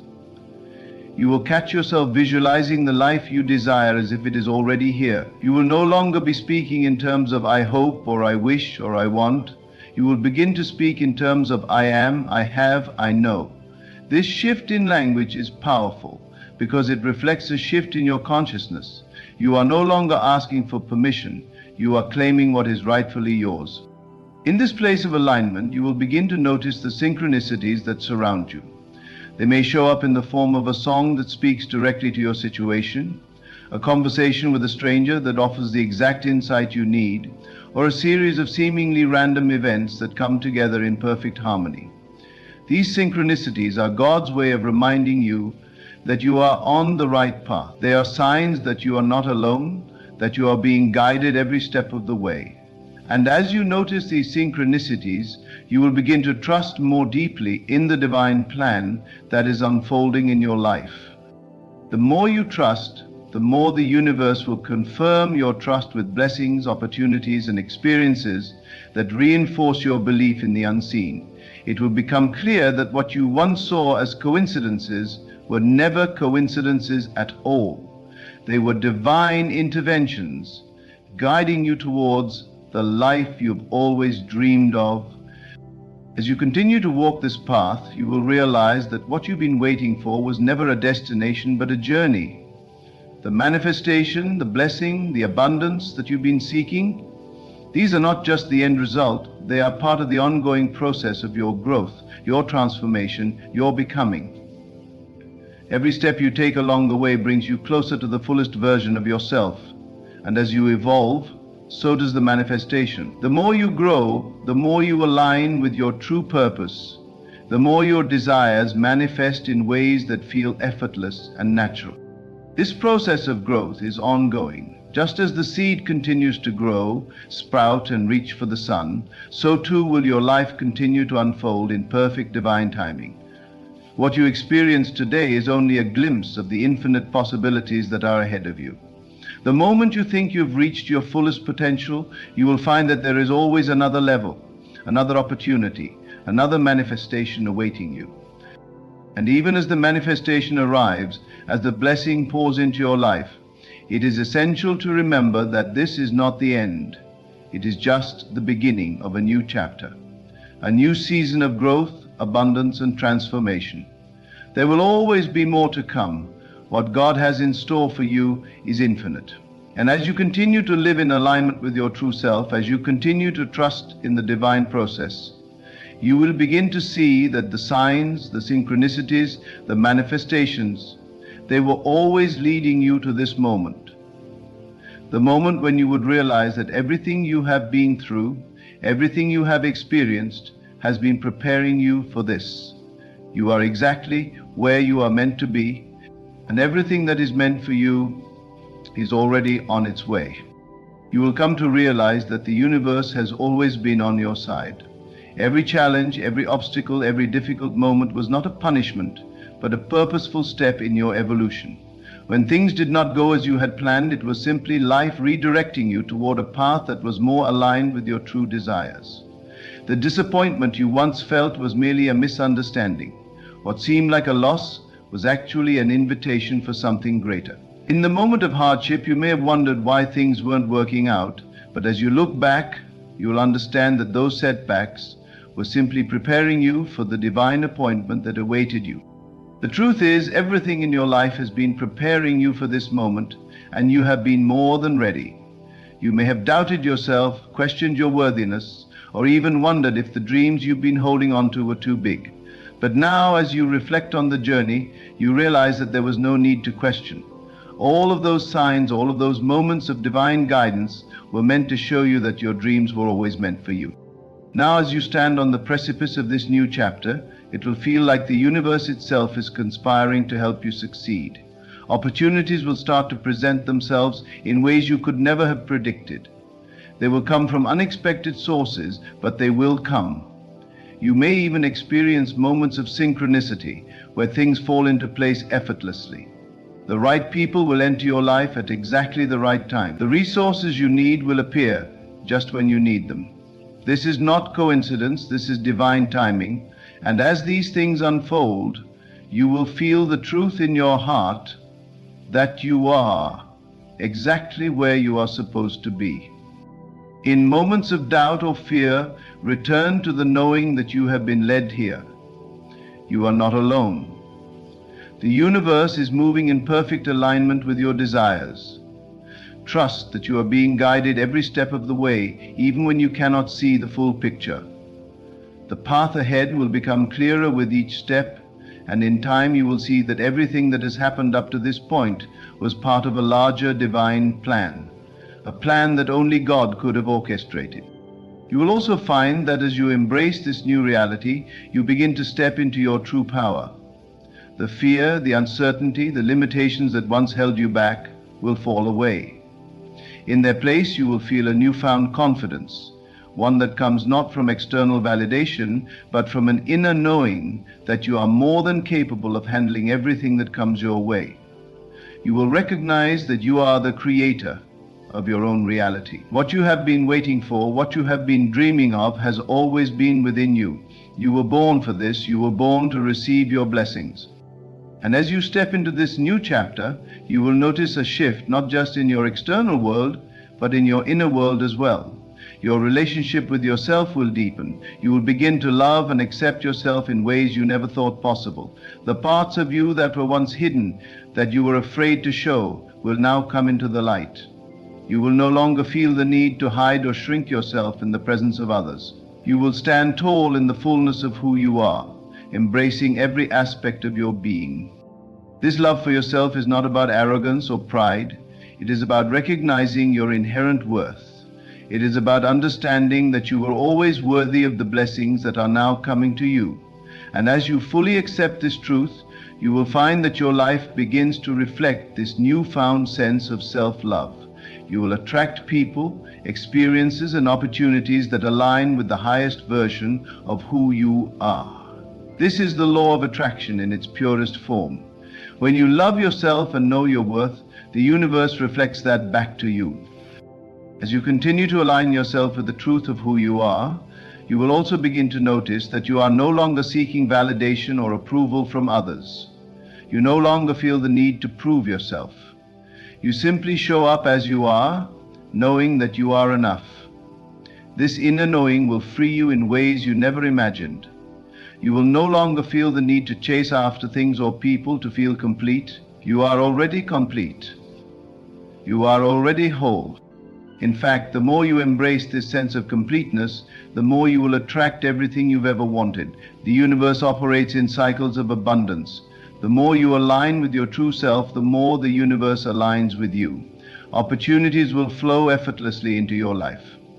The relationships you desire will blossom. Financial abundance will begin to manifest in ways you never imagined. Your health will improve and your confidence will soar. This is the flow of divine abundance, and once you tap into it, it becomes a constant, unbroken stream in your life. But it is important to remember that this process of manifestation is not about forcing or striving. It is not about controlling or manipulating the universe. It is about surrendering to the flow. It is about trusting that what is meant for you will come at the perfect time. You do not need to chase after it. You do not need to make it happen. All you need to do is align yourself with the truth of who you are, and the universe will respond. The manifestation of your desires is not just about receiving the material things you want. It is also about the internal transformation that happens along the way. You are becoming more and more aligned with your true purpose. And as you step into this alignment, you will find that everything in your life begins to change. Your career, your relationships, your health, and your finances will all shift in ways that reflect the deeper work you've done. The external world is simply a reflection of your internal world. As you evolve internally, so too will your outer reality. And as you continue on this journey, you will realize that the manifestation of your desires is not a destination. It is a continuous process of growth, expansion, and alignment. The moment you think you have arrived, you will discover that there is always another level of evolution awaiting you.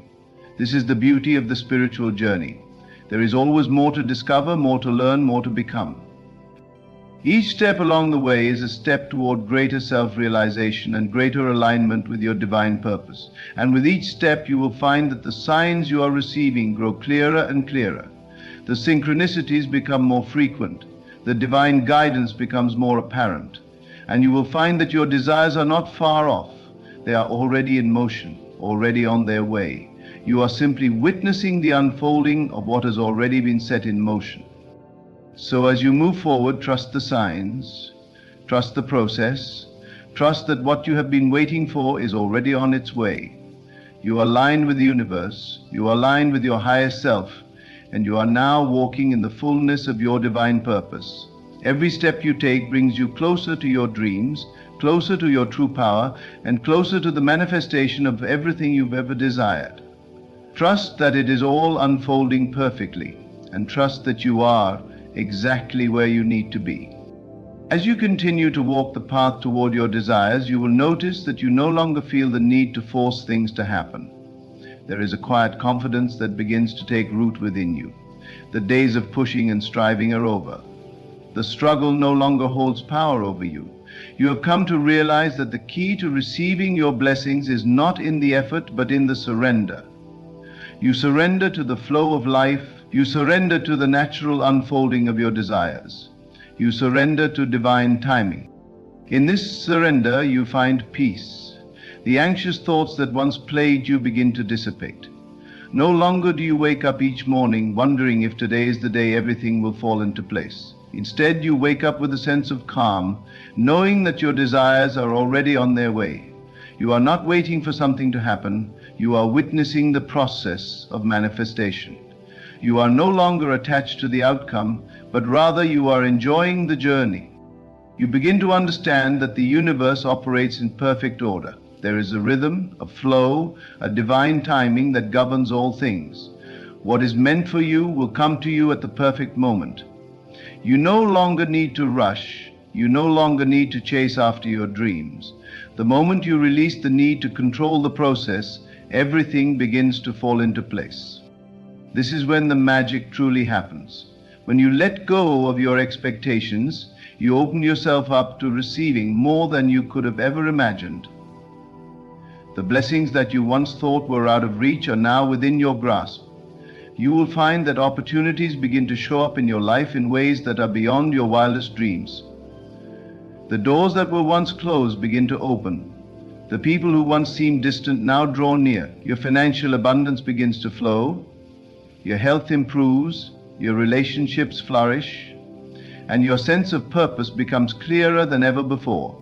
But even as you witness this beautiful unfolding, you must continue to hold firm to the knowing that everything is happening for your highest good. There may still be moments of doubt. There may be times when the old fears and insecurities resurface. But these moments are not to be feared. They are simply remnants of the past that are leaving you. As you move toward your higher self, the old versions of you will fall away. The fears, the doubts, the limiting beliefs. They no longer serve you.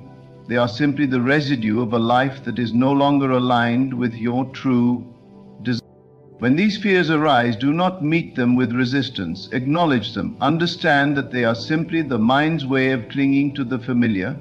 But know this, you are not the fears. You are not the doubts. You are not the limitations. You are something far greater. You are a divine being capable of creating the life you desire. And as you remember this truth, the fears begin to lose their power. They begin to fade into the background as the light of your true self shines brighter than ever before. As you embrace this truth, you will notice that the signs you are receiving become even more clear. The messages from the universe become more direct, more frequent. You will find yourself in the right place at the right time, having the right conversations with the right people. Opportunities will begin to flow to you effortlessly. You will find that the world around you begins to mirror your inner state of alignment. What you focus on, you attract. What you believe, you create. And as you embrace this new way of being, you will also realize that your dreams are not just about material success. They are about becoming the fullest expression of who you truly are. The blessings that you are receiving are not just about what you can hold in your hands, but about the person you are becoming in the process. You are shedding the layers of fear, doubt, and insecurity.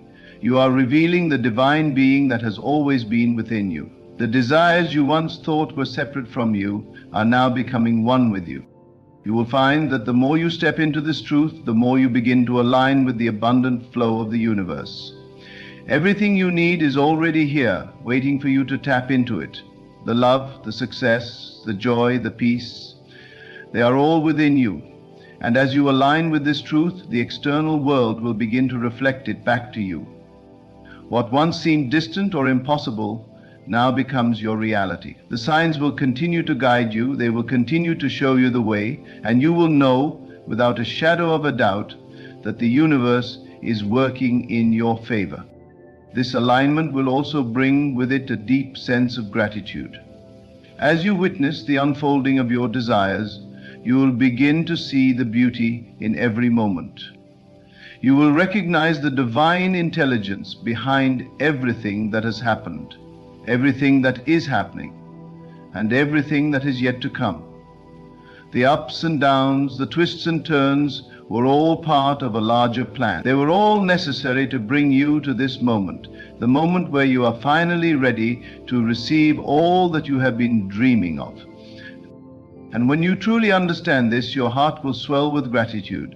Gratitude for the journey, gratitude for the lessons learned, gratitude for the people who have crossed your path, gratitude for the challenges that shaped you, gratitude for the growth, the transformation, and the miracles that are unfolding in your life.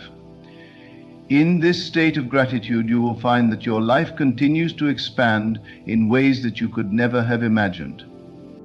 You will begin to realize that the manifestation of your desires is not just about what you receive, but about who you become in the process.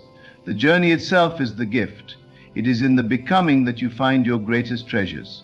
And as you continue to grow, you will find that your capacity to receive expands. The more you grow, the more you are able to hold the blessings that the universe has waiting for you. And so, as you stand on the threshold of this new chapter, know that the signs are everywhere. They are guiding you. They are showing you that the time has come for you to receive all that you have been waiting for. You are ready, you are worthy, and the universe is ready to deliver. Keep your heart open, trust the process, let go of the need to control, and watch as your dreams unfold before your very eyes. The universe is calling you to step into the fullness of your power, to embrace the abundance that is your birthright, and to trust that everything is falling into place. And when you look back on this moment, you will see that it was always meant to be. The signs were always there, guiding you, leading you toward the divine manifestation that you are now about to receive. You are on the path of your highest good, and nothing can stop you now. As you continue on this journey, know that you are not alone. Every step you take, every decision you make is in perfect alignment with the divine plan. The signs are all around you, pointing the way, confirming that what you desire is not just a dream, but a reality in the making. The universe, in all its infinite wisdom, is working in your favor, preparing the perfect circumstances for your highest good. Trust in the process, trust in yourself, and most importantly, trust that everything is unfolding exactly as it should. As you open your heart and mind to the abundance that is already yours, you will find that everything you need will be provided. The doors will open, the opportunities will present themselves, and the blessings you've been waiting for will manifest before you. All that you have to do is remain grounded in your faith, keep your eyes open for the signs, and embrace the journey with gratitude and trust. The time has come for you to step fully into your power and receive all that has been promised to you. You are ready to experience the greatness that has always been destined for you. Your desires are already on their way, and as you continue to align with the truth of who you are, nothing will be able to stop the flow of blessings that are about to pour into your life. You are on the verge of something extraordinary. Believe it, trust it, and watch as your life transforms in ways that will leave you in awe. The best is yet to come. In your darkest moments, when you feel utterly alone, I want you to remember something powerful. Something true: God is with you. When the world presses in on all sides, when fear whispers in your ear and doubt weighs heavy on your heart, God stands beside you. He is not distant, far removed from your struggles. He is intimately aware of your every step, and He is closer than you can imagine. There is a deep temptation in times of hardship to believe that we've been abandoned, to assume that if life is hard, then God must be far away. But that could not be further from the truth. Pain, suffering, and trials are not signs of His absence, they are often the moments when He is nearest to us. Just as a loving parent watches over a child who is learning to walk, guiding and comforting, so too does God walk with us through the uncertainty of life. He doesn't always shield us from every hardship, but He promises to never leave our side. Consider the profound words found in Scripture, "I will never leave you nor forsake you," Hebrews 13:5. These are not just comforting words, but an unshakable promise. When we are lost, He is the one searching for us. When we are broken, He is the one mending us. Even when we are silent, unable to pray or speak, He knows the cries of our hearts.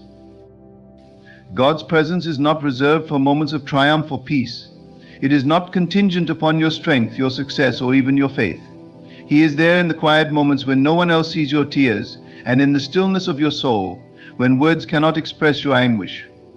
He is there in the mundane, the everyday rhythms of life, when it feels as if nothing extraordinary is happening. And He is there in the storm, when your world feels as if it's falling apart. It is easy to forget this truth, to let our circumstances define what we believe about God. When pain is loud, it drowns out the whispers of His love. But even in your pain, God is saying, "I am with you."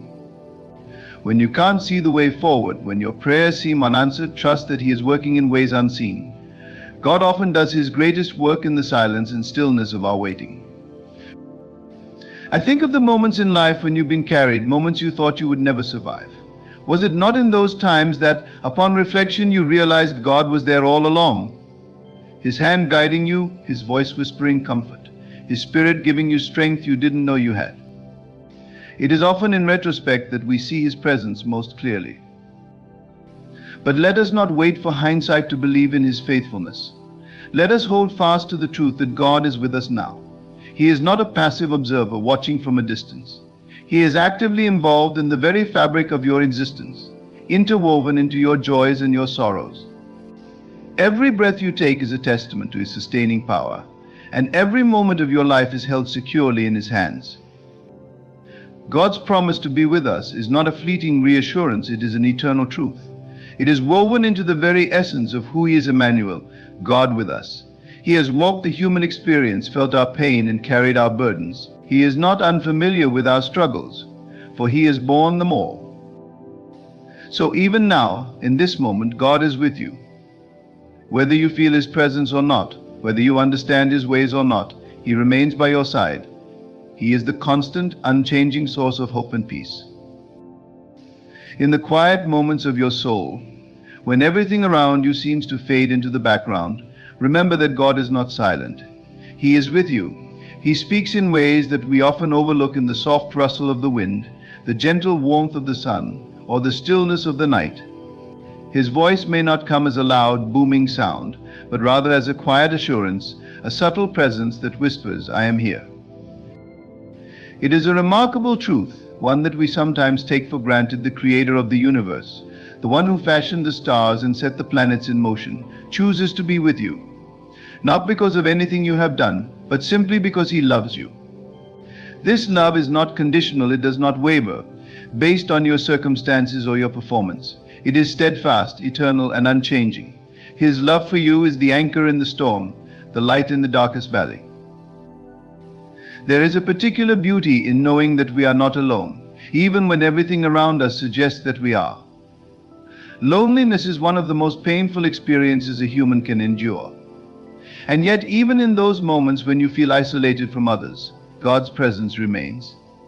He is not a distant, unapproachable deity.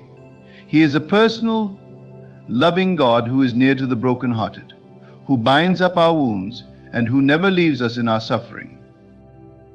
When the weight of life feels unbearable, when anxiety and fear creep into your heart, it is in these moments that God is closest. The Psalms remind us, the Lord is near to all who call on Him, to all who call on Him. In truth, Psalm 145:18. His nearness is not a distant promise, but a present reality. He is not far off, watching from a distance. He is beside you, carrying you through every trial, every moment of confusion, and every step you take on your journey. It is natural for us to wonder why, if God is with us, we still experience hardship. Why does suffering persist if the Almighty Creator walks by our side? These are questions that have echoed throughout history. But suffering does not negate His presence. In fact, the very existence of pain in our lives often becomes the canvas on which God paints His grace. The trials we face may challenge our faith, but they also provide an opportunity to experience the depth of God's love and the strength of His companionship. Consider for a moment the story of the Israelites wandering in the wilderness. For 40 years they walked through a barren land, uncertain of their future, filled with doubt and fear. Yet God was with them every step of the way. He guided them by a pillar of cloud by day and a pillar of fire by night.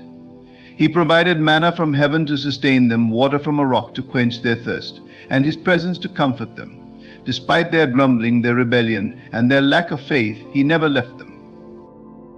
In much the same way, God is with us in our own wilderness. When we wander, feeling lost and unsure of our direction, He does not abandon us. He walks beside us, guiding us with His Spirit, providing for our needs, and offering us His unfailing love. The wilderness is not a place of abandonment. It is often where we learn to rely on God the most. It is where His presence becomes the most tangible, where His provision becomes our lifeline. God's promise to be with us is not just for the mountaintop experiences, the moments of victory and celebration. It is for the valleys, the low, difficult places of life where we feel broken, confused, and hopeless. It is easy to acknowledge God's presence when things are going well, but it is in the moments of despair that His nearness is truly tested. And yet He remains. He does not turn away from our pain.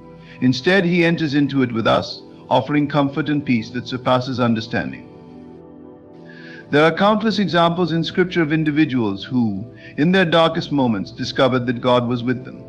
Take Joseph, for instance, who was betrayed by his brothers, sold into slavery, falsely accused, and imprisoned. Yet throughout his story, we are reminded again and again that the Lord was with Joseph, Genesis 39:2. Even in the pit, even in the prison, God was with him. And because of God's presence, Joseph's circumstances, though painful, were not the end of his story. God was working behind the scenes, preparing a greater purpose for Joseph's life.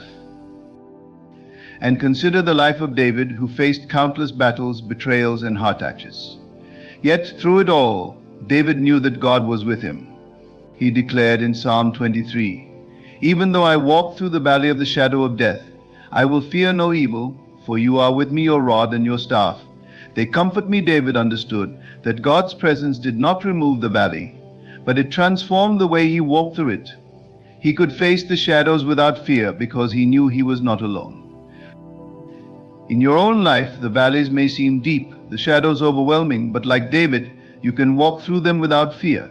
God's presence is your comfort, His love your protection, His guidance your assurance.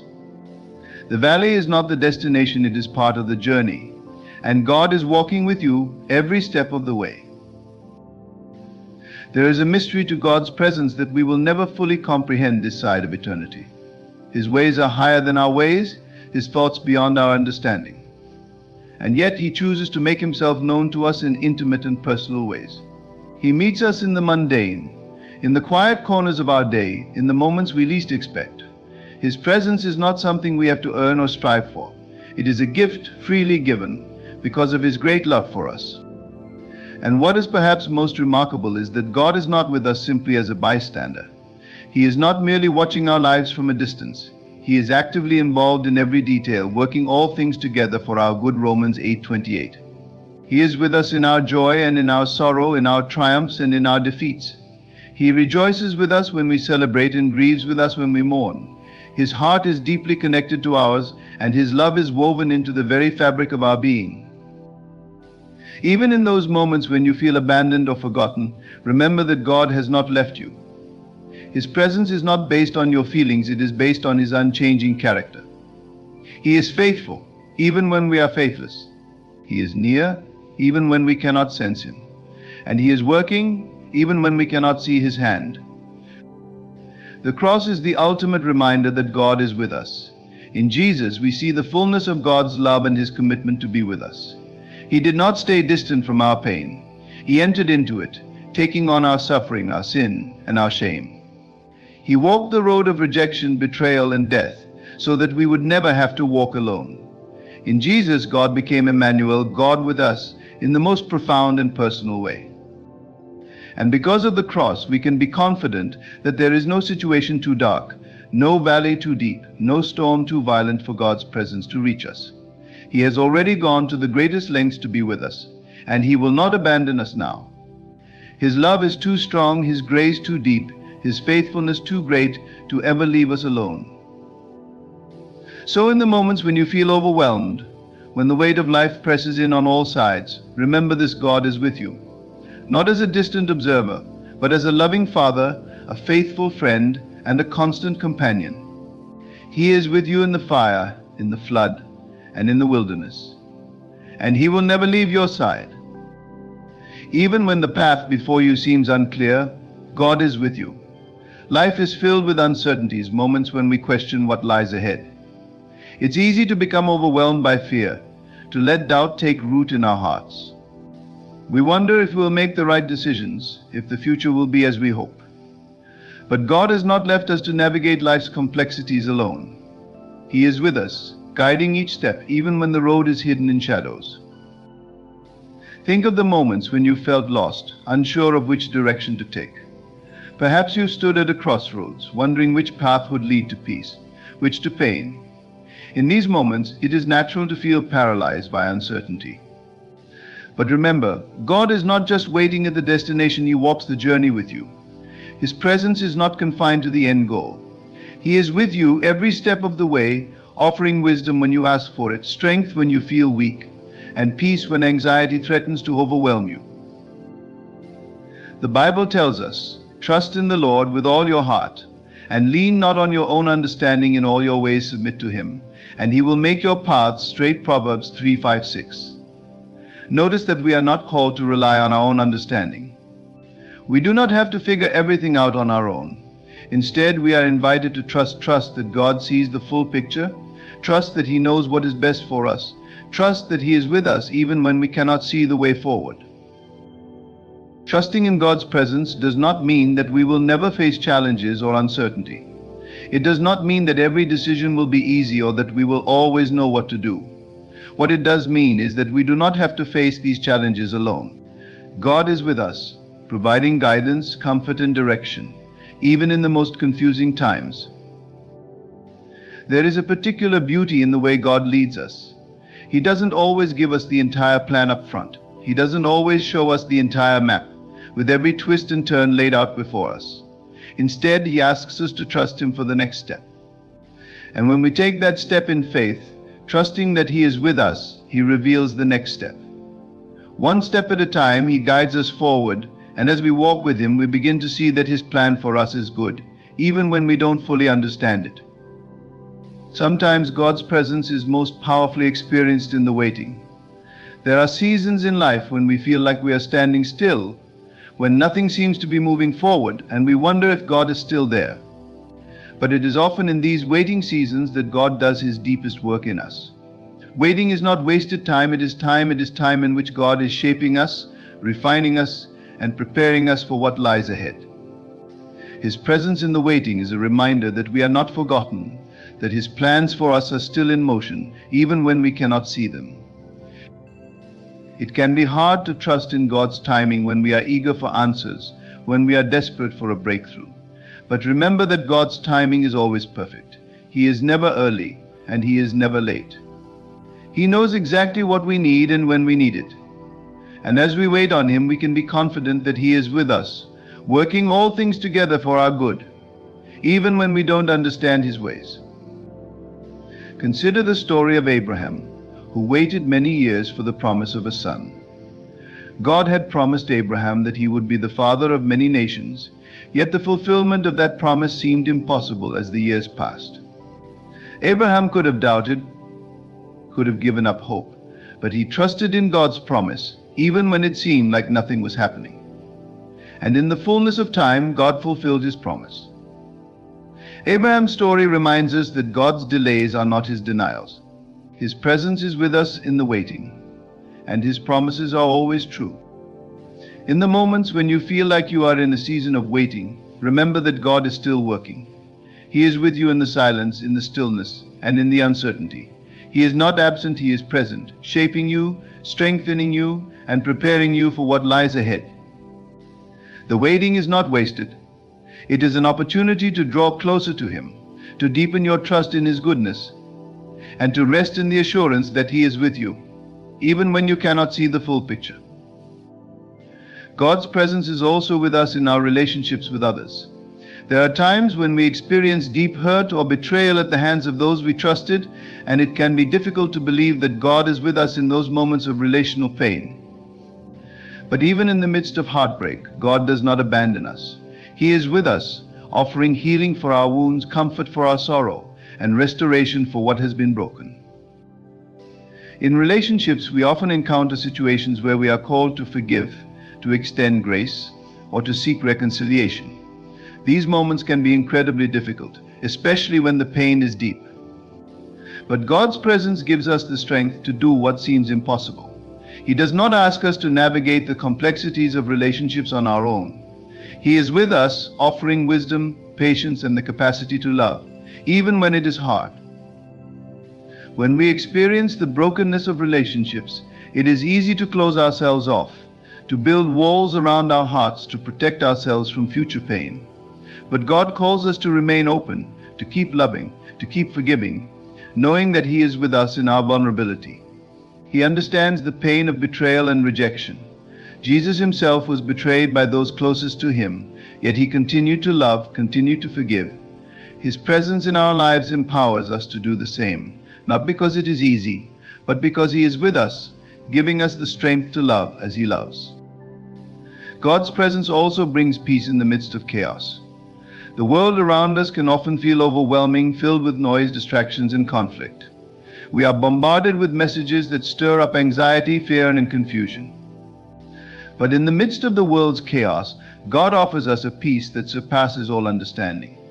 His presence calms the storm within us, even when the storm outside rages on. When Jesus calmed the storm on the Sea of Galilee, His disciples were amazed at His power. They had been terrified, convinced that they were about to perish in the storm. But Jesus was with them, and with just a word, He brought peace to the chaos. In the same way, God is with us in the storms of life. He may not always calm the external storm immediately, but He brings peace to our hearts, reminding us that we are not alone. This peace is not the absence of conflict or difficulty, but the presence of God in the midst of it. It is a peace that comes from knowing that no matter what happens, God is with us, and He is in control. It is a peace that anchors us, even when the waves crash around us, because we know that we are held by the one who is greater than the storm. God's presence also gives us purpose. There are times when we wonder what our lives are meant for, when we question our significance or the impact we are making. In those moments of doubt, God reminds us that He is with us, and that our lives have meaning because we are His. He has created each of us with a unique purpose, and His presence in our lives gives us the strength and the clarity to live out that purpose. We may not always know the full scope of what God is calling us to do, but we can trust that He is with us, guiding us step by step. He has equipped us with the gifts and talents we need to fulfill the calling He has placed on our lives. And even when we feel inadequate or unprepared, His presence gives us the confidence to move forward, knowing that He is with us, empowering us to accomplish His purposes. In every season of life, whether we are walking through times of joy or sorrow, certainty or confusion, God is with us. His presence is not something we have to earn or strive for. It is a gift, a promise that we can hold on to, no matter what we face. He is with us in our victories and our defeats, in our triumphs and our trials. He is with us in the ordinary moments of our day and in the extraordinary challenges we encounter. His presence is our constant companion, our source of strength, comfort, and peace. In every moment, remember this simple yet profound truth: God is with you. You are never alone. His love surrounds you, His peace fills you, and His presence goes before you. No matter what you face, no matter where you go, you can rest in the assurance that He is with you, now and always. Even when life feels overwhelming, when it seems that the weight of the world is pressing down on your shoulders, God is with you. He is there in the quiet moments when you feel alone, in the chaos when everything seems to be falling apart, and in the moments when you don't know how to take the next step. His presence is not distant or removed, but intimate and close, like a loving friend who walks beside you, even when the path is dark and uncertain. The beauty of God's presence is that it is not based on our circumstances. It does not waver depending on whether life is going well or whether we are facing challenges. God is the same yesterday, today, and forever, and His promise to be with us never changes. No matter what we are going through, His love and His presence are constant, unwavering, and faithful. There is a deep comfort in knowing that God is with us, even when we are at our weakest. We often feel that we need to be strong, to hold everything together, to figure things out on our own.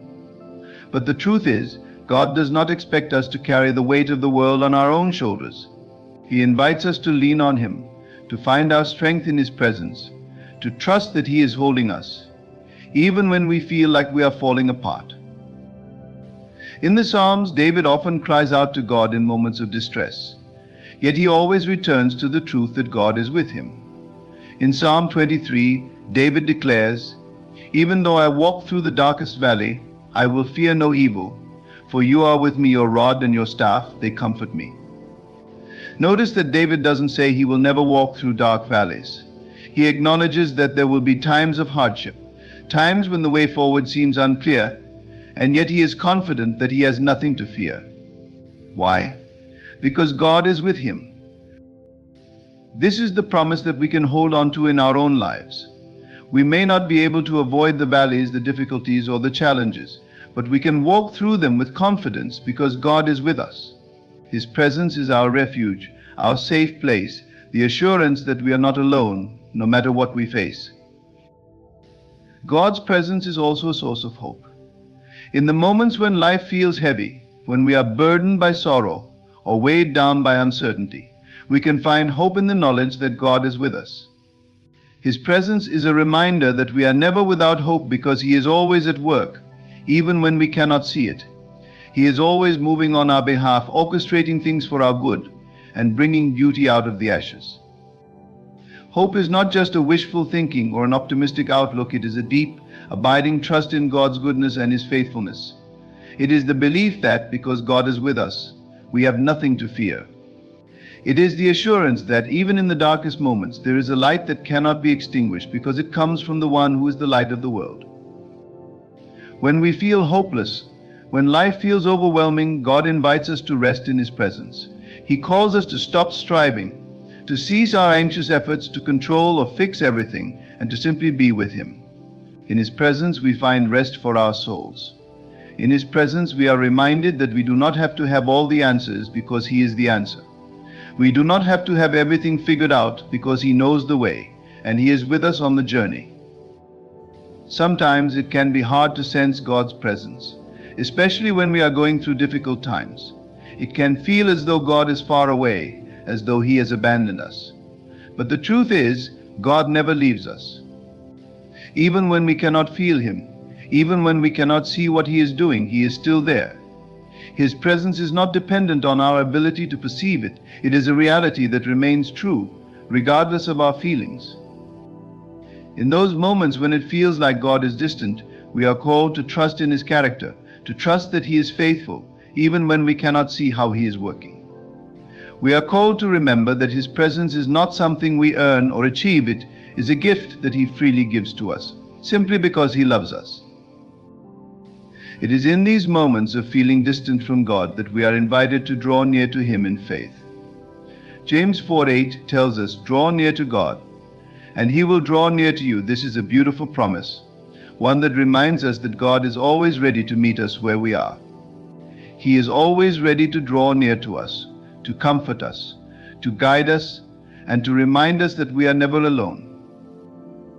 Drawing near to God can look different for each of us. For some, it may mean spending time in prayer, pouring out our hearts to Him and asking for His help. For others, it may mean immersing ourselves in His Word, allowing His truth to speak to the deepest parts of our souls. For still others, it may mean simply sitting in silence, resting in the knowledge that God is with us, even when we have no words to say. However we choose to draw near to God, the important thing is that we do it. We don't have to wait until we have everything figured out, or until we feel like we are in a good place spiritually. God invites us to come to Him as we are, with all of our fears, doubts, and struggles, and to trust that He will meet us there. The beauty of God's presence is that it transforms us. When we spend time with Him, when we rest in His presence, we are changed. Our perspective shifts, our hearts are softened, and we begin to see the world through His eyes. We are reminded of His love for us, of His grace that is always sufficient, and of His power that is made perfect in our weakness. God's presence also gives us courage. In the moments when we are called to step out in faith, to take risks, or to face challenges, we can do so with confidence, because we know that God is with us. We do not have to rely on our own strength or our own abilities. We can rely on His strength and His presence, knowing that He is with us every step of the way. When God calls us to something, He does not abandon us to figure it out on our own. He goes before us, preparing the way, and He walks beside us, offering guidance and support. He empowers us to do what we could never do on our own, giving us the courage to face our fears and the strength to persevere. This courage is not a product of self-confidence or human determination. It is a gift from God, born out of our trust in His presence. It is the courage that comes from knowing that we are never alone, that we are loved by a God who is always with us, and that He will never leave us or forsake us. In moments of great difficulty, when fear threatens to overwhelm us, God's presence is a source of peace and strength. It is the assurance that no matter what happens, we are held in His loving hands. Even when the outcome is uncertain, even when the future is unclear, we can face it with courage because we know that God is with us. God's presence is also a source of joy. In the midst of life's challenges, it can be easy to lose sight of the joy that comes from being in relationship with God. But His presence fills our hearts with joy, even in the midst of trials. It is a joy that is not dependent on our circumstances, but on the unchanging truth that we are loved by a God who is with us. This joy is not a fleeting emotion or a temporary feeling of happiness. It is a deep, abiding sense of contentment and peace that comes from knowing that we are never alone. It is the joy that comes from knowing that no matter what happens, we are loved by a God who is with us and who will never leave us. God's presence is a constant reminder that we are never alone. In every moment of our lives, He is with us, guiding us, comforting us, and giving us the strength we need to face whatever comes our way. His presence is a gift, a promise, and a source of hope, courage, and joy. And it is a reminder that no matter what we face, we are never alone. God is with us now and always. The reality that God is with us is far more than a comforting thought. It is the foundation upon which we build our entire spiritual existence. In a world where so many things seem transient, where circumstances change in an instant, where relationships ebb and flow, and where our own emotions can feel like a whirlwind, there is a deep reassurance in knowing that God's presence is constant. It does not falter or shift with the changing tides of our lives. Instead, it remains steady, a solid rock upon which we can anchor ourselves. This is not a distant presence, one that watches from afar, but a close and intimate one. God is not simply near us, He is with us, beside us, and within us. To grasp the fullness of this truth, we must allow it to penetrate beyond the surface of our understanding and let it reach into the deepest places of our hearts. We live in a world that values self-sufficiency, independence, and the ability to control our circumstances.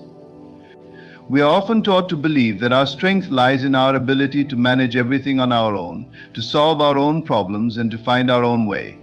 But this mindset can only take us so far. There comes a point in all of our lives when we are faced with situations that are beyond our control, times when our own strength, wisdom, and understanding are not enough. It is in these moments that the truth of God's presence becomes our lifeline. Consider the moments in your own life when you have felt overwhelmed, when the weight of your circumstances seemed too heavy to bear, or when you were uncertain of how to move forward. In those moments, the knowledge that God is with you can be the difference between despair and hope. It reminds you that you do not have to face life's challenges alone. You do not have to carry the burden of your worries, fears, or doubts by yourself. God is with you, walking alongside you, bearing the load with you. This truth does not necessarily remove the difficulties we face, but it transforms the way we experience them. It gives us the courage to persevere, the strength to endure, and the hope to believe that we will emerge from the storm on the other side. When we embrace the reality that God is with us, we begin to see our circumstances through a different lens. No longer are we left to navigate the trials of life with a sense of helplessness or isolation. Instead, we can approach them with the confidence that we are never alone. This is not just wishful thinking or a comforting notion to help us sleep at night. It is a foundational truth that has been echoed throughout the ages in the lives of countless men and women of faith. From the Israelites wandering in the wilderness to the early Christians facing persecution, the message has remained the same: God is with us. He goes before us, walks beside us, and remains behind us, protecting us on all sides. Even when we cannot feel His presence, it is still there. Our human senses are limited, and there are times when God's presence feels distant or hidden from us. But this does not mean He has abandoned us. In fact, some of the most profound moments of God's presence come in the times when we feel He is furthest away. It is often in the quiet, in the stillness, in the waiting, that we come to realize how deeply God is at work in our lives, even when we cannot see it.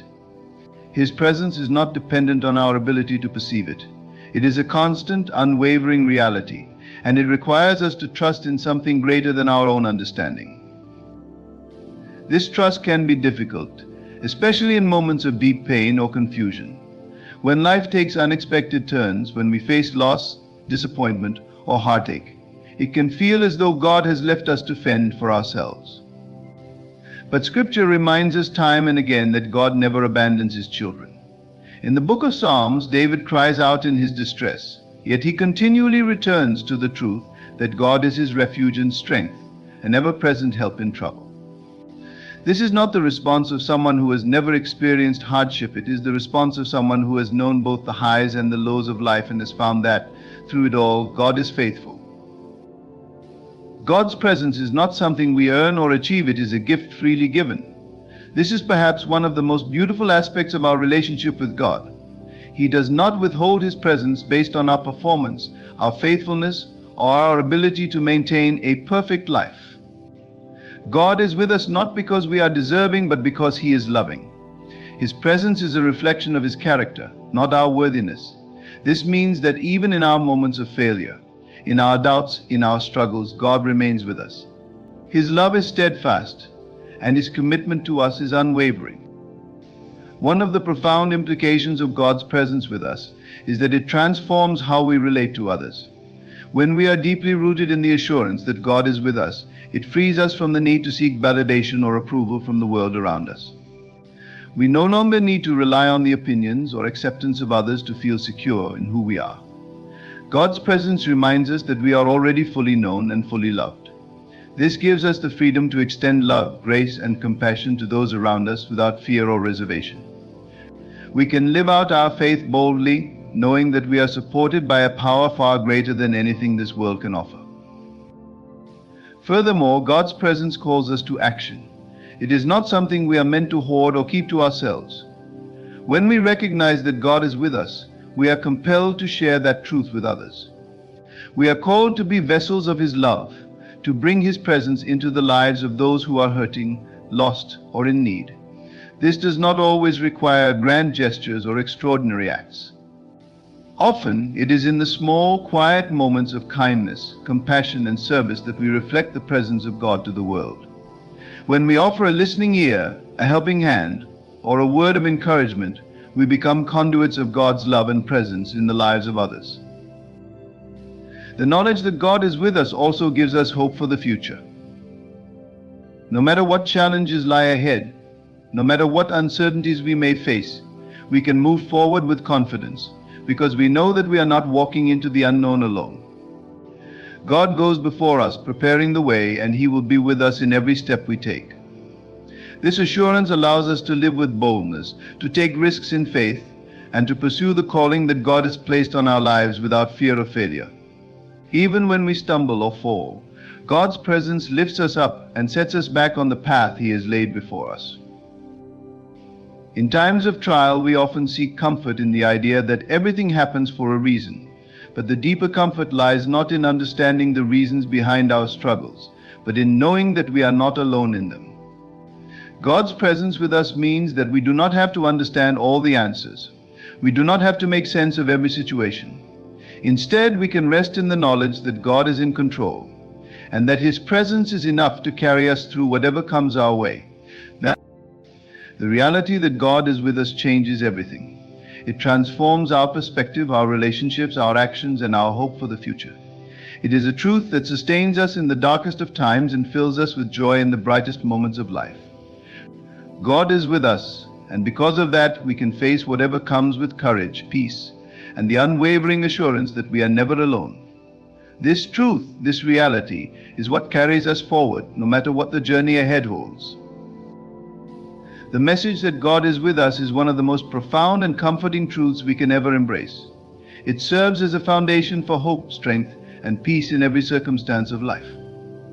When we are faced with uncertainty, hardship, or even moments of joy and triumph, knowing that God is ever present can shift our entire perspective. It changes the way we experience the highs and lows, the mundane and the extraordinary, and even the moments where we feel lost or unsure of where we stand. To say that God is with us is not a mere statement of religious doctrine. It is an invitation to live a life of deep, abiding trust. It calls us to let go of the anxieties that come from trying to control everything and to place our confidence in the one who holds all things together. There is a tremendous freedom that comes from realizing we are not alone in the battles we face. We are not left to navigate the complexities of life on our own, nor are we left to wonder whether we are truly seen or understood. God is with us, and because of that, we can breathe a little easier, even in the most difficult of circumstances. In a world that often feels fragmented, where relationships can be fragile, and where we sometimes feel disconnected from others or even from ourselves, the presence of God reminds us that there is an unshakable connection that remains. No matter how isolated or abandoned we may feel, the truth is that God's presence never leaves us. This connection is not something we have to earn or chase after. It is a gift, a grace freely given, born out of God's unrelenting love for us. Whether we are aware of it or not, His presence envelops us, guides us, and sustains us, providing a steady undercurrent of love and care that flows through every moment of our lives. In our darkest moments, the knowledge of God's presence can be the light that keeps us going. When despair knocks at our door, when grief seems too heavy to bear, or when fear threatens to paralyze us, we can take refuge in the truth that we are not alone. The God who created the universe, who holds the stars in place, is also the God who walks beside us, who knows our pain intimately, and who promises to be our source of comfort and strength. He is not a distant deity, watching from afar, but a loving Father who enters into our pain and walks with us through it. What's more, God's presence is not just with us in our suffering, it is with us in our joy, in our celebrations, and in the moments of quiet contentment. Sometimes we think of God as being closest to us only when we are in need, but His presence permeates every aspect of our lives, the good and the bad. He rejoices with us in our victories and accomplishments, in the beauty of a new day, in the simple pleasures of life. His presence is there in the laughter of friends, in the comfort of a warm home, and in the quiet peace that comes from a heart at rest.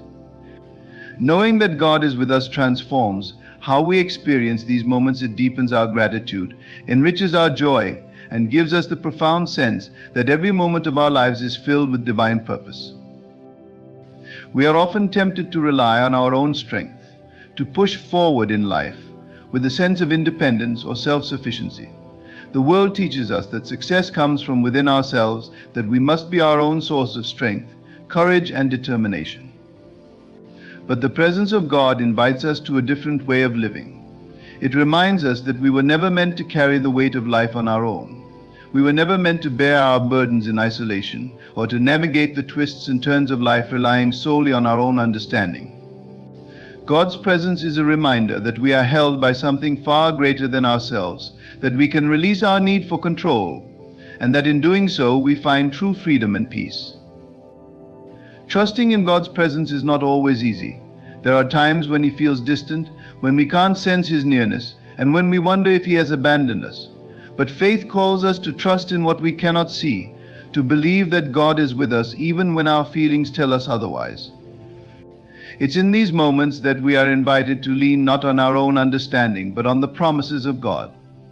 His word is full of reminders that He will never leave us or forsake us, that He is with us always, even to the end of the age. These promises are not empty words, they are the very foundation of our hope. In the Old Testament, the Israelites were constantly reminded of God's presence as they journeyed through the wilderness. They were led by a cloud by day and a pillar of fire by night, visible signs of God's presence with them. Today we may not have such physical manifestations, but we have the assurance of God's Spirit dwelling within us. Through the Holy Spirit, God's presence is not just near us, it is within us, guiding, comforting, and empowering us. This reality should transform the way we approach every situation in life. Whether we are facing a challenge at work, a conflict in a relationship, or a decision about our future, we can do so with the confidence that God is with us, providing the wisdom and strength we need. It is also important to remember that God's presence is not just for our personal comfort and well-being. It calls us to action, to live lives that reflect His love and His goodness in the world. Knowing that God is with us should inspire us to be courageous in our faith, to step out in love and service to others, knowing that we are not doing it alone. When we are called to speak up for justice, to offer compassion to the hurting, or to extend forgiveness to those who have wronged us, we can do so with the confidence that God's presence goes before us and empowers us to do what we could not do on our own. The presence of God is also a source of unity. In a world divided by differences, whether they be political, cultural, or social, God's presence reminds us that we are all connected by something greater than ourselves. When we are aware of God's presence with us, we can begin to see His image in others, even in those with whom we disagree or with whom we have little in common. This awareness of God's presence should move us toward greater compassion, greater understanding, and greater efforts toward reconciliation. It should lead us to be peacemakers, bridge builders, and agents of healing in a broken world. The truth that God is with us gives us an unshakable foundation for life. No matter what storms may come, no matter what trials we may face, we can stand firm in the knowledge that we are not alone.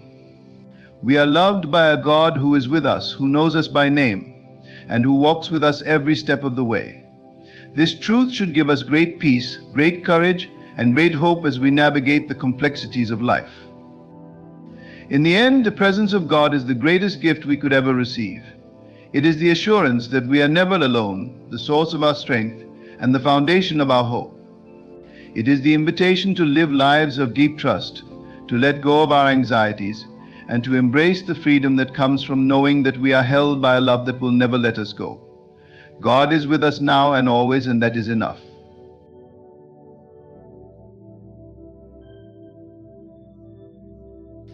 There comes a moment in life when every step feels heavy and every path seems blocked. You may be battling storms that no one sees, carrying burdens that weigh on your soul.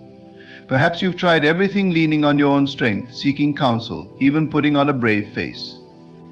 But deep down, you know something is missing. What if the answer to your struggles is not in fighting harder, but in surrendering? What if the key to your breakthrough is trusting a power far greater than your own? Stay with me, and I'll show you how to unlock the peace and victory you've been searching for before time slips away. Life often throws us into valleys so deep that we begin to question everything we believe. Our plans crumble, relationships falter, and health declines, leaving us standing in the midst of chaos. The human response is to control, fix, and resolve. Yet the more we strive in our own might, the more entangled we become. This is where many falter, not because they lack faith, but because they misplace it. We turn to temporary solutions for eternal problems, forgetting that our trials were never meant to be shouldered alone. God's word reminds us in Proverbs 3:5-6 to trust in the Lord with all your heart and lean not on your own understanding. In all your ways submit to Him, and He will make your path straight. But trusting is not passive, it is an active, deliberate choice to relinquish control. Surrendering to God does not mean you stop caring. It means you acknowledge that He cares more deeply for you than you could ever imagine. It is in our moments of greatest vulnerability that His strength is made perfect. Paul understood this truth when he wrote in 2 Corinthians 12:9, "My grace is sufficient for you, for my power is made perfect in weakness." Your weaknesses, your struggles, they are not signs of defeat, but invitations for divine intervention. Now, think of the countless biblical figures who faced overwhelming odds yet found victory when they placed their trust in God. Consider David, a shepherd boy, standing before the giant Goliath. By human standards, he was no match. Yet his confidence was not in his slingshot, but in the God who had delivered him from the paw of the lion and the bear.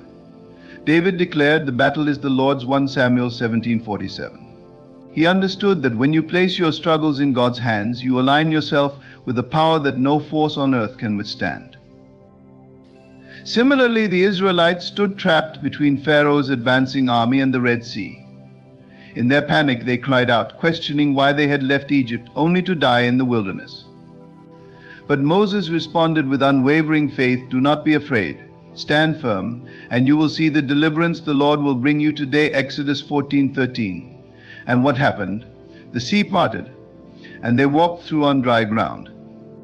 It was not their strategy or strength that saved them, it was their obedience and trust in God's plan. But why is it so difficult for us to let go and trust? Fear, doubt, and pride often stand in the way. We fear losing control, we doubt God's timing, and we pride ourselves on our ability to solve problems. Yet these very things prevent us from experiencing the fullness of God's promises. Isaiah 41:10 provides a powerful reminder, "So do not fear, for I am with you. Do not be dismayed, for I am your God. I will strengthen you and help you. I will uphold you with my righteous right hand." When fear grips you, let these words anchor your soul. God's presence is your assurance, His strength your refuge. The journey of trust begins in the mind. Romans 12:2 urges us, "Do not conform to the pattern of this world, but be transformed by the renewing of your mind." To place your struggles in God's hands, you must first relinquish the worldly mindset that tells you to rely solely on yourself. Instead, embrace a kingdom perspective. See your challenges not as obstacles, but as opportunities for God to demonstrate His power and faithfulness. When you renew your mind, you open the door for God to transform your circumstances. And what about those silent battles, the ones no one else sees? The financial strain, the broken marriage, the health scare, the deep loneliness. God sees it all. Psalm 34:18 assures us, "The Lord is close to the brokenhearted and saves those who are crushed in spirit." You are never alone in your struggles. The same God who calmed the storm with a word, who fed thousands with a few loaves and fish, and who raised Lazarus from the dead, is the God who walks with you through every trial. Prayer is your direct line to this God of miracles. Yet prayer is not merely a ritual, it is a conversation, an exchange of your burdens for His peace. Philippians 4:6-7 teaches us, "Do not be anxious about anything, but in every situation, by prayer and petition, with thanksgiving, present your requests to God. And the peace of God, which transcends all understanding, will guard your hearts and your minds in Christ Jesus." When you pray, you are not simply speaking into the void, you are engaging with the Creator of the universe, the one who holds your life in His hands. Faith without action, however, is incomplete. James 2:26 declares, "As the body without the spirit is dead, so faith without deeds is dead." Trusting God requires you to step out in obedience, even when the path ahead is unclear. Like Peter stepping out of the boat to walk on water, your faith must propel you into action. It may feel risky, even terrifying, but know that God's hand is always there to catch you if you begin to sink. The enemy will try to distract and discourage you, whispering lies that you are alone, unworthy, and beyond help. But these are tactics designed to keep you from your destiny. Stand firm on the truth of God's word. Ephesians 6:10-11 instructs us to be strong in the Lord and in his mighty power. Put on the full armor of God so that you can take your stand against the devil's schemes. Equip yourself daily with his word, and let it be your shield and sword in the battles you face. When you finally place your struggles in God's hands, something extraordinary happens. The weight you've been carrying begins to lift, and peace that defies human understanding floods your heart. You may not see the resolution immediately, but you will sense God's presence guiding and sustaining you. His timing is perfect, his methods beyond comprehension, and his love unfailing.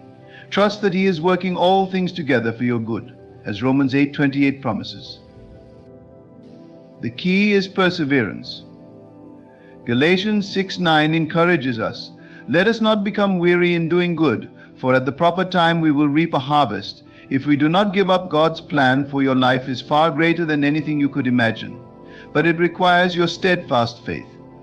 Do not grow weary in the waiting, the harvest is coming.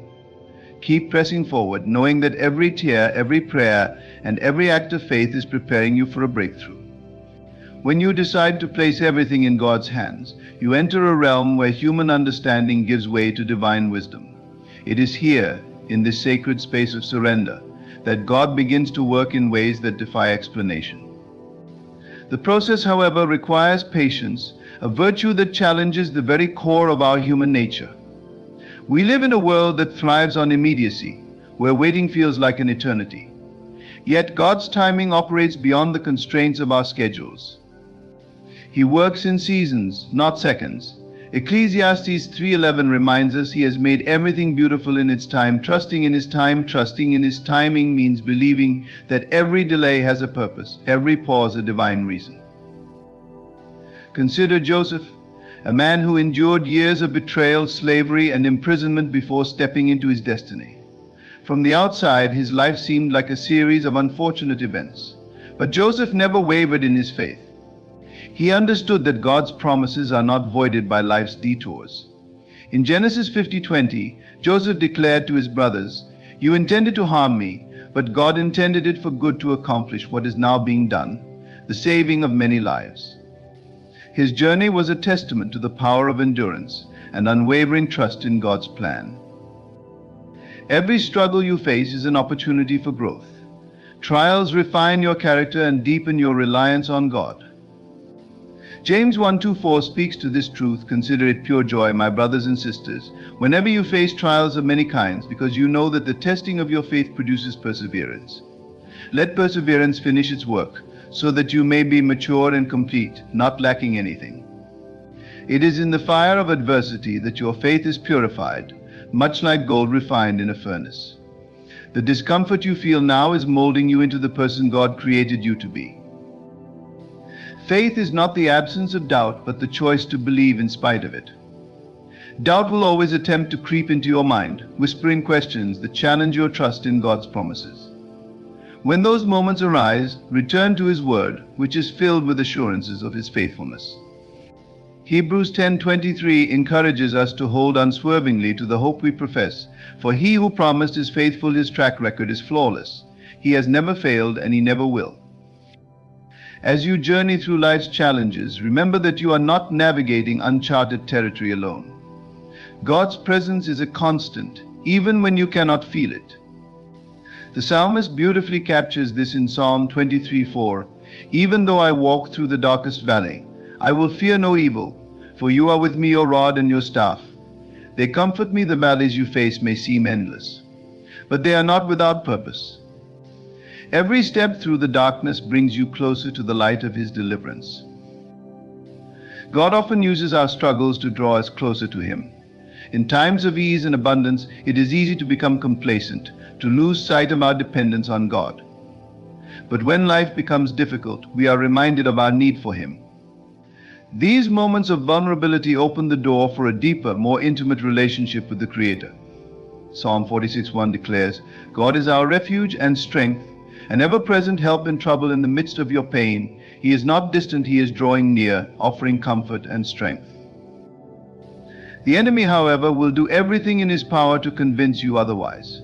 He will attempt to isolate you, planting seeds of despair and hopelessness. But the enemy's power is limited, and his defeat is already sealed. Colossians 2:15 proclaims, "And having disarmed the powers and authorities, he made a public spectacle of them.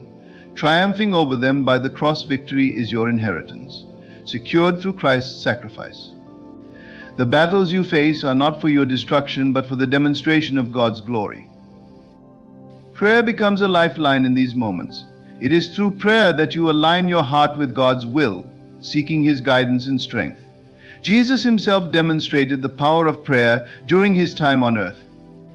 In the Garden of Gethsemane, facing the weight of the cross, He prayed, "Not my will, but yours be done," Luke 22:42. His prayer was one of surrender, a model for us to follow. In your own life, let your prayers be a reflection of trust, a declaration that you are placing every struggle in His capable hands. The power of community should not be underestimated. God often works through others to provide encouragement, wisdom, and support. Ecclesiastes 4:9-10 reminds us, "Two are better than one, because they have a good return for their labor. If either of them falls down, one can help the other up." Surround yourself with people who will lift you up in prayer, speak life into your situation, and remind you of God's promises. Together you can stand stronger against the challenges you face. Your struggles, though painful, are not permanent. They are temporary seasons designed to prepare you for the next chapter of your life. Romans 8:18 offers hope, stating, "I consider that our present sufferings are not worth comparing with the glory that will be revealed in us." The hardships you endure now are shaping you for a future that is far greater than you can imagine. God's plans for you are filled with hope and purpose, as declared in Jeremiah 29:11, "For I know the plans I have for you," declares the Lord, plans to prosper you and not to harm you, plans to give you hope and a future. In moments of uncertainty, cling to the promises of God. His word is a lamp to your feet and a light to your path, Psalm 119:105. It provides guidance, assurance, and strength for every challenge you face. Even when the path ahead seems unclear, trust that He is leading you toward His perfect will. His plans are not always immediately visible, but they are always unfolding, perfectly timed and orchestrated. There will be moments when you are tempted to give up, to let the weight of your struggles overwhelm you. In those moments, remember the words of Isaiah 40:31, "But those who hope in the Lord will renew their strength. They will soar on wings like eagles. They will run and not grow weary. They will walk and not be faint." God's strength is inexhaustible, and He offers it freely to those who trust in Him. When your strength fails, His power prevails. The journey of faith is not without its challenges, but it is one that leads to eternal reward. Every trial, every tear, every prayer offered in faith brings you closer to the fulfillment of God's promises. Hebrews 11:6 reminds us that without faith it is impossible to please God, because anyone who comes to Him must believe that He exists, and that He rewards those who earnestly seek Him. Your faith, even as small as a mustard seed, holds the power to move mountains. The legacy of your trust in God will extend beyond your own life. Your story of faith and perseverance will inspire others to seek God in their own struggles. As you place your struggles in His hands, you become a living testimony of His grace, love, and power.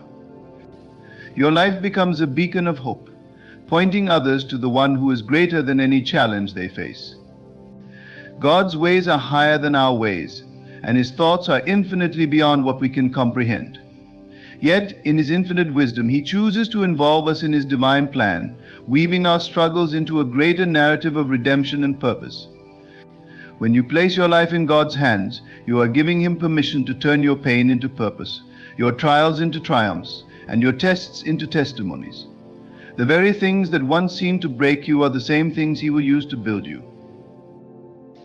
Consider the example of David, a shepherd boy anointed to be king. Before he could ascend to the throne, David faced a multitude of challenges, including the jealousy and pursuit of King Saul. It would have been easy for David to grow weary and abandon his calling.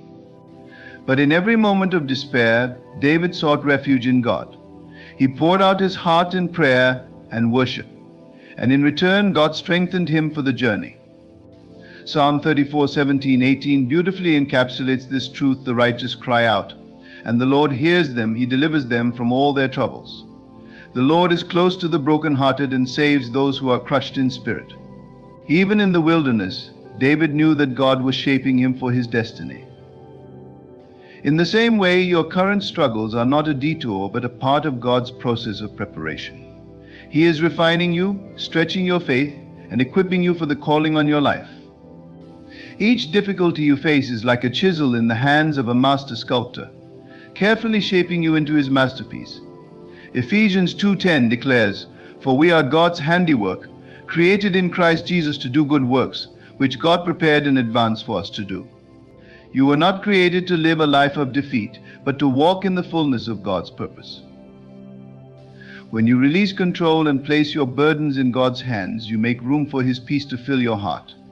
This peace is not contingent on your circumstances. It is a supernatural assurance that God is in control, no matter what you face. Philippians 4:6-7 encourages us, "Do not be anxious about anything, but in every situation by prayer and petition, with thanksgiving, present your requests to God. And the peace of God, which transcends all understanding, will guard your hearts and your minds in Christ Jesus." This peace serves as a shield, protecting your mind from the lies of the enemy and your heart from the weight of fear. There is incredible power in trusting God through uncertainty. When the Israelites stood before the Red Sea, pursued by Pharaoh's army, their situation seemed hopeless. But Moses, in faith, declared in Exodus 14:13-14, "Do not be afraid. Stand firm and you will see the deliverance the Lord will bring you today. The Egyptians you see today you will never see again. The Lord will fight for you. You need only to be still." In that moment of stillness, God performed a miracle, parting the sea and leading His people to safety.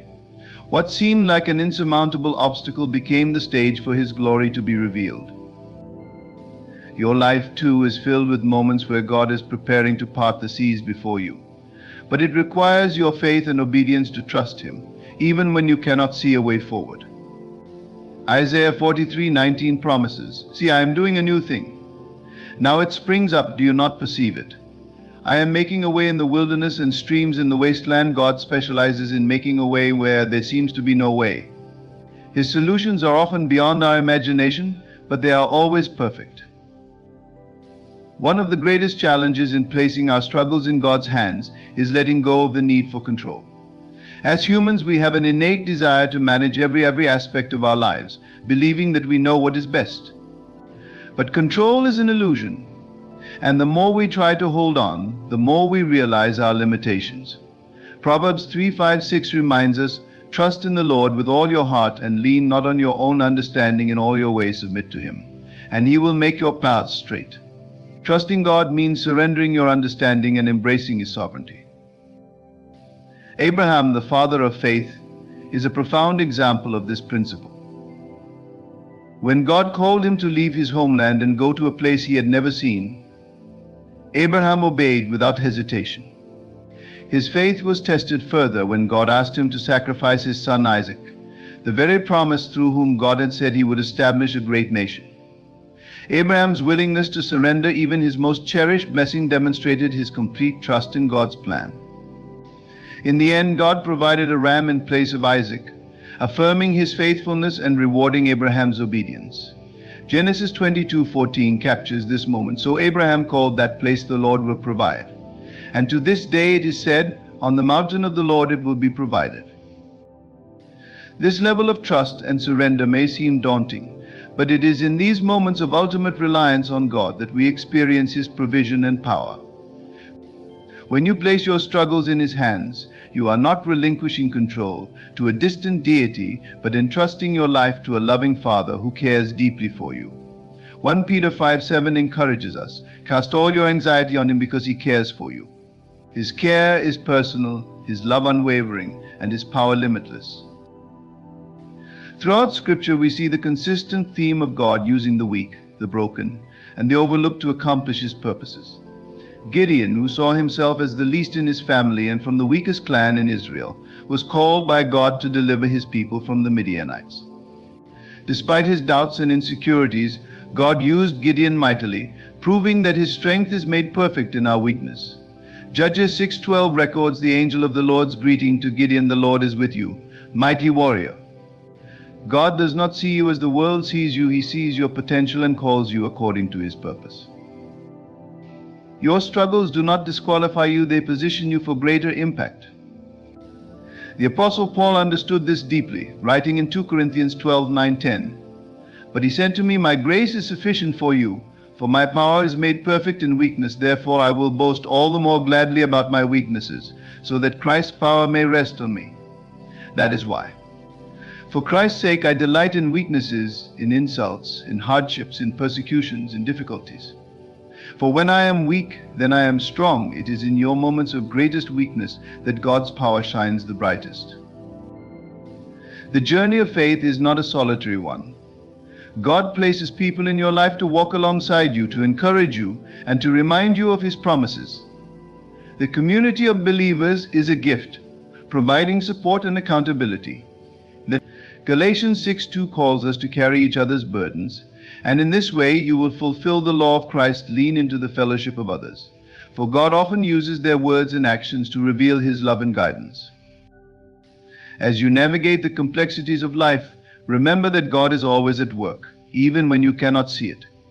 His hand is in every detail, orchestrating events to fulfill his purposes. Romans 8:28 assures us, "And we know that in all things God works for the good of those who love him, who have been called according to his purpose." This promise does not mean that life will be free from pain or difficulty, but it does mean that every experience, whether joyous or painful, is being woven into a tapestry of divine beauty. Your faithfulness in the face of adversity is not in vain. God is a rewarder of those who diligently seek him, as stated in Hebrews 11:6. The seeds of faith you plant today will yield a harvest in due time. Galatians 6:9 encourages us, "Let us not become weary in doing good, for at the proper time we will reap a harvest if we do not give up, persevere, knowing that your labor, your prayers, and your trust in God are never wasted." The deeper you walk with God, the more you realize that every challenge has a divine purpose. What may seem like an insurmountable obstacle in your life is actually an opportunity for God to demonstrate his power and glory. This realization shifts your perspective, allowing you to see your struggles not as punishments, but as platforms for God's intervention. Every delay, every disappointment, and every difficulty becomes a setup for a breakthrough, a moment where God's faithfulness is revealed in ways you could never imagine. I think of Joseph, sold into slavery by his own brothers and later unjustly imprisoned. By all human standards, Joseph's life seemed to spiral from one tragedy to another. Yet through every trial, God was at work, positioning Joseph for a purpose far greater than he could have envisioned.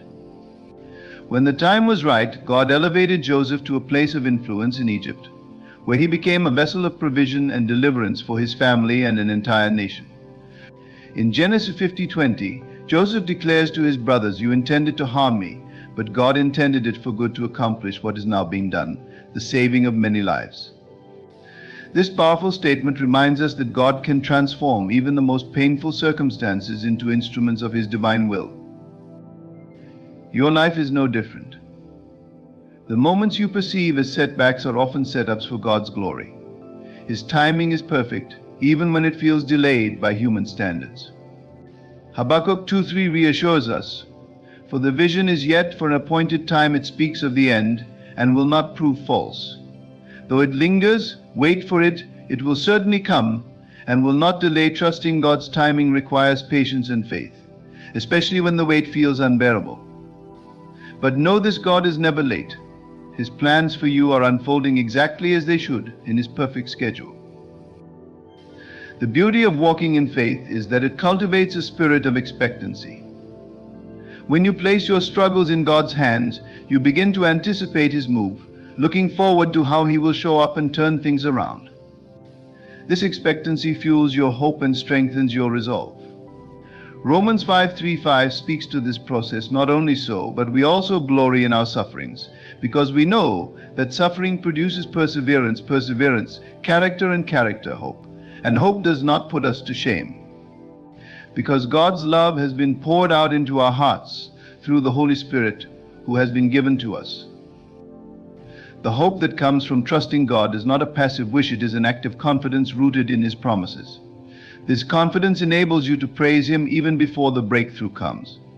The enemy wants to silence your praise, knowing that it is a powerful weapon in spiritual warfare. But when you choose to lift your voice in worship despite your circumstances, you shift the atmosphere. Paul and Silas understood this truth. Imprisoned for preaching the gospel, they could have succumbed to despair. Instead, they prayed and sang hymns to God.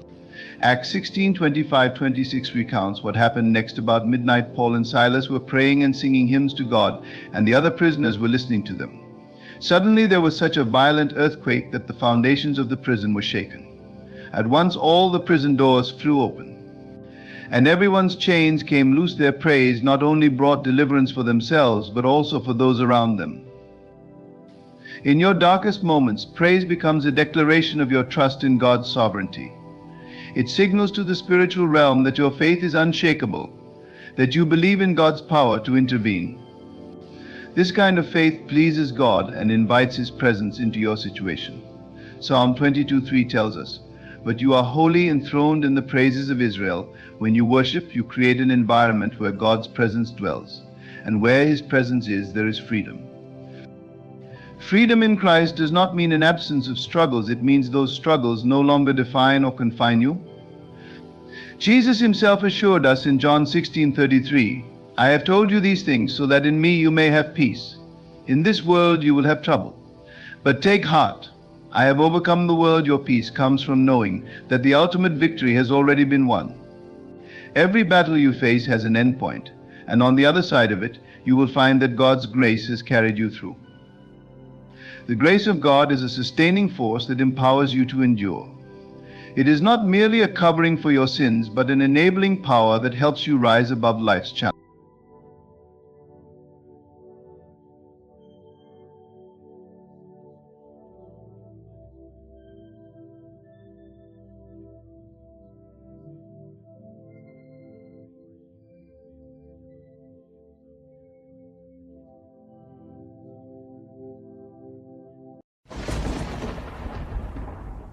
Let me say something to you that you may have never truly heard before. Your time has come. You are not waiting. You are not preparing. You are not earning. You are not striving. No. Your time has come, and I am not merely offering you encouragement or consolation. I speak to you in truth. I speak to you from the higher place within you that already knows the riches you are destined for. You may have forgotten, but your deeper self has always remembered. Now hear this clearly. The millions are not coming. They are already yours. Your mind has simply not yet accepted it. The riches you desire, the freedom, the abundance, the ease, they already exist in the eternal now. And all that is required of you is to enter the state of the one who already has them. I am telling you with all the authority of awakened imagination, your time has come. You have waited long enough. You have toiled in the illusion that you are a beggar asking for scraps from life. But you are not a beggar. You are a creator. You are the operant power. And you have never needed permission to be wealthy. You only needed the assumption. You only needed to feel the truth of your own abundance before it was made visible. And now you are ready. What is $1 million to the one who knows they are consciousness itself? It is a small thing. It is like a leaf in the breeze, easily caught. And yet, to the man who believes himself separate from his desires, it is a mountain he thinks he must climb. But you are not climbing. You are not reaching. You are being. You are dwelling in the state of already having. You are not waiting to be rich. You are rich now. When you close your eyes at night, do you feel the warmth of wealth around you? Do you lie there in peace, knowing you are the one who possesses millions? Because if you do, the outer world must bow to your inner state. This is not philosophy. This is law. The world reflects what you are conscious of being, not what you want, not what you wish for, but what you are aware of being. So I ask you now, who are you? Are you the one who will one day have millions? Or are you the one who already does? The answer is not in your bank account. The answer is not in the opinions of others. The answer is in your assumption, your feeling, your conviction. This is the secret. Live as though it were already true, and you will call it forth from the unseen into the seen. You do not need to know how. That is not your concern. The how is the domain of the bridge of incidents. Life will rearrange itself to match your assumption. Things will move. People will appear. Opportunities will arise. All in obedience to your inner world. But you must assume the state and remain there. Let the outside catch up. But never again shall you wait for proof before you believe. Say to yourself, even now, I am a millionaire. I feel it, I know it, I live it. Do not say it with hope. Say it with conviction. And if the world laughs at you, let it laugh. It does not matter. They are only reacting to your previous assumptions. But hold fast to your new state. And even the most stubborn facts must bow. Your only work is to persist in the assumption. This is the only effort required. It is not imagination versus reality. Imagination is reality. Imagination is reality. Your imagined state, held with feeling and faith, becomes the fact of your life. You think the world is solid, fixed, resistant, but I tell you, it is clay, it is putty, and you are the potter. Mold it gently, silently, persistently with your inner vision. You will wake up one morning, and the world will have changed. But the change began in you. You are not separate from your dream. You are the dreamer dreaming the dream. The dream of millions is not out there waiting to find you. It is within, already made real by the intensity of your assumption. You must feel it real. That is the only rule. Feeling is the secret. Not wishing, not hoping, not trying, but feeling it real. There is a version of you who is already living that life of freedom. They do not wonder how they will pay their bills. They do not worry over their future. They walk in power, in gratitude, in peace. And you are free to inhabit that self now. You do not become rich by chance. You become rich by identity. You claim it. You own it. You feel it. And then the world mirrors it. Some will tell you to hustle. Some will tell you to sacrifice. But I tell you, abundance is your birthright. You do not need to prove yourself to earn it. You need only to remember who you are. You are imagination. You are spirit. You are infinite awareness, clothed in flesh. And you are here, not to suffer or to strive, but to create. Your wealth is not outside of you. It has never been. It has always been within, waiting for your recognition. Now is the moment to say, I recognize myself as the one who is wealthy, not will be as. Let every thought you think, every word you speak, every action you take, come from the self that already possesses millions. And the world must conform. You will feel resistance. That is natural. The old state will try to assert itself. But do not fear it. It is only the echo of a former belief. You have moved. You live in a new state. You no longer identify with lack. Lack is a lie. Lack is a shadow. You are not the servant of circumstances. You are their master. You are the cause, not the effect. Every time you say I am, you are invoking the creative power of the universe. So say it well. Say it wisely. Say I am rich. I am prosperous. I am abundant. And do not merely repeat it. Feel it. Feel the weight of wealth in your pocket. Feel the joy of giving without fear. Feel the ease of a life where money flows freely. That feeling is the cause. The money is the effect. You may say, but I've said affirmations before, and nothing changed. And I ask you, did you feel them to be true? Did you assume the state and dwell in it? Or did you say them while doubting them in your heart? Because the universe does not respond to your words. It responds to your state of being. The feeling is the prayer.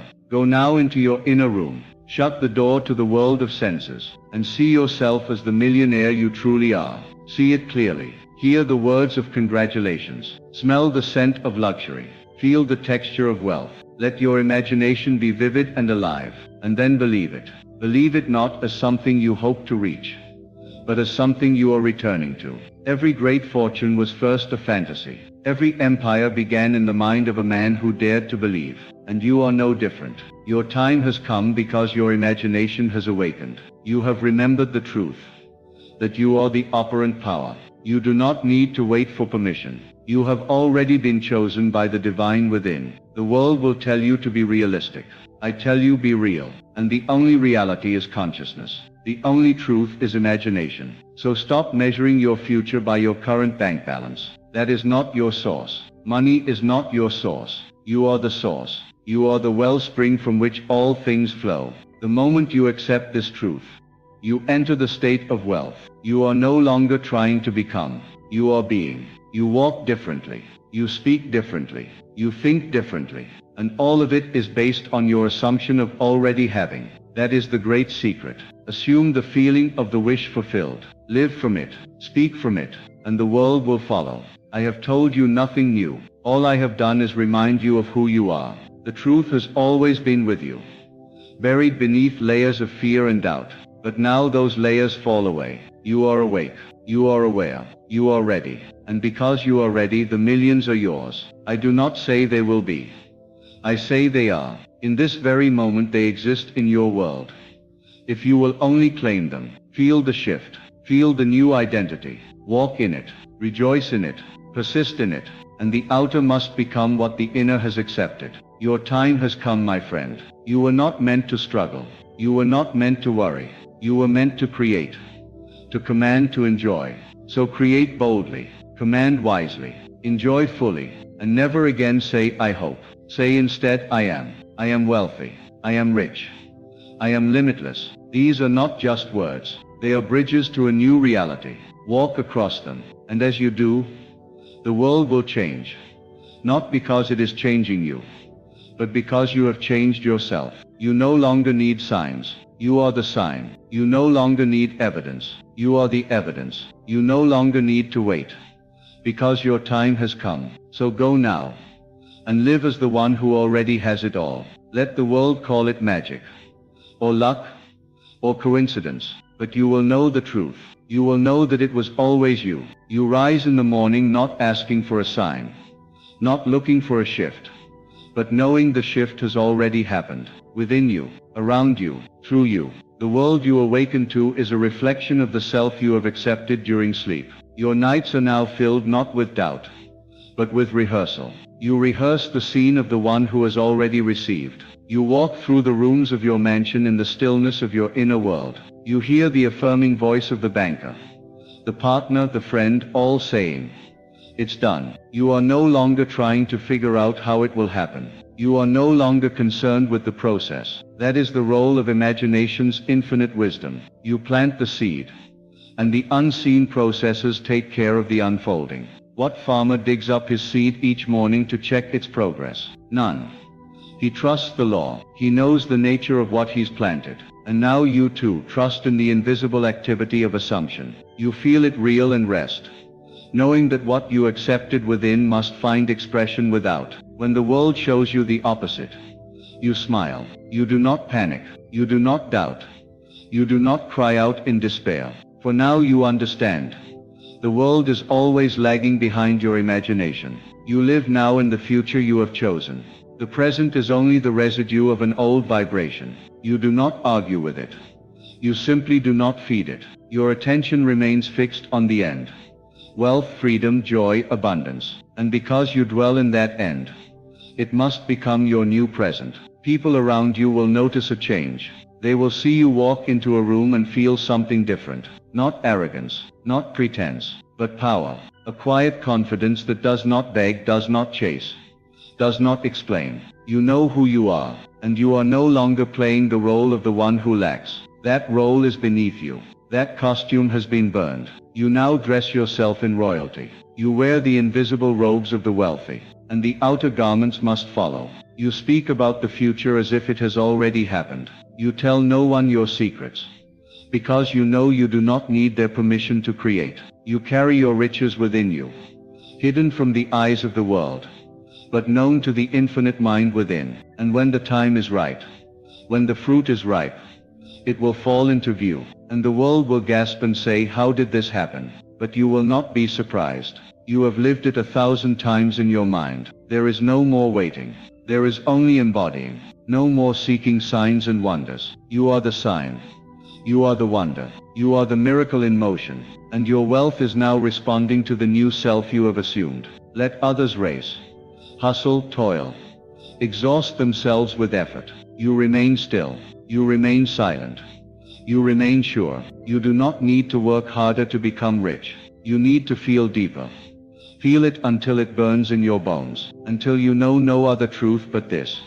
I am the one who is wealthy beyond measure. If you feel it deeply enough, the outer world must yield. It has no choice. The law cannot be broken.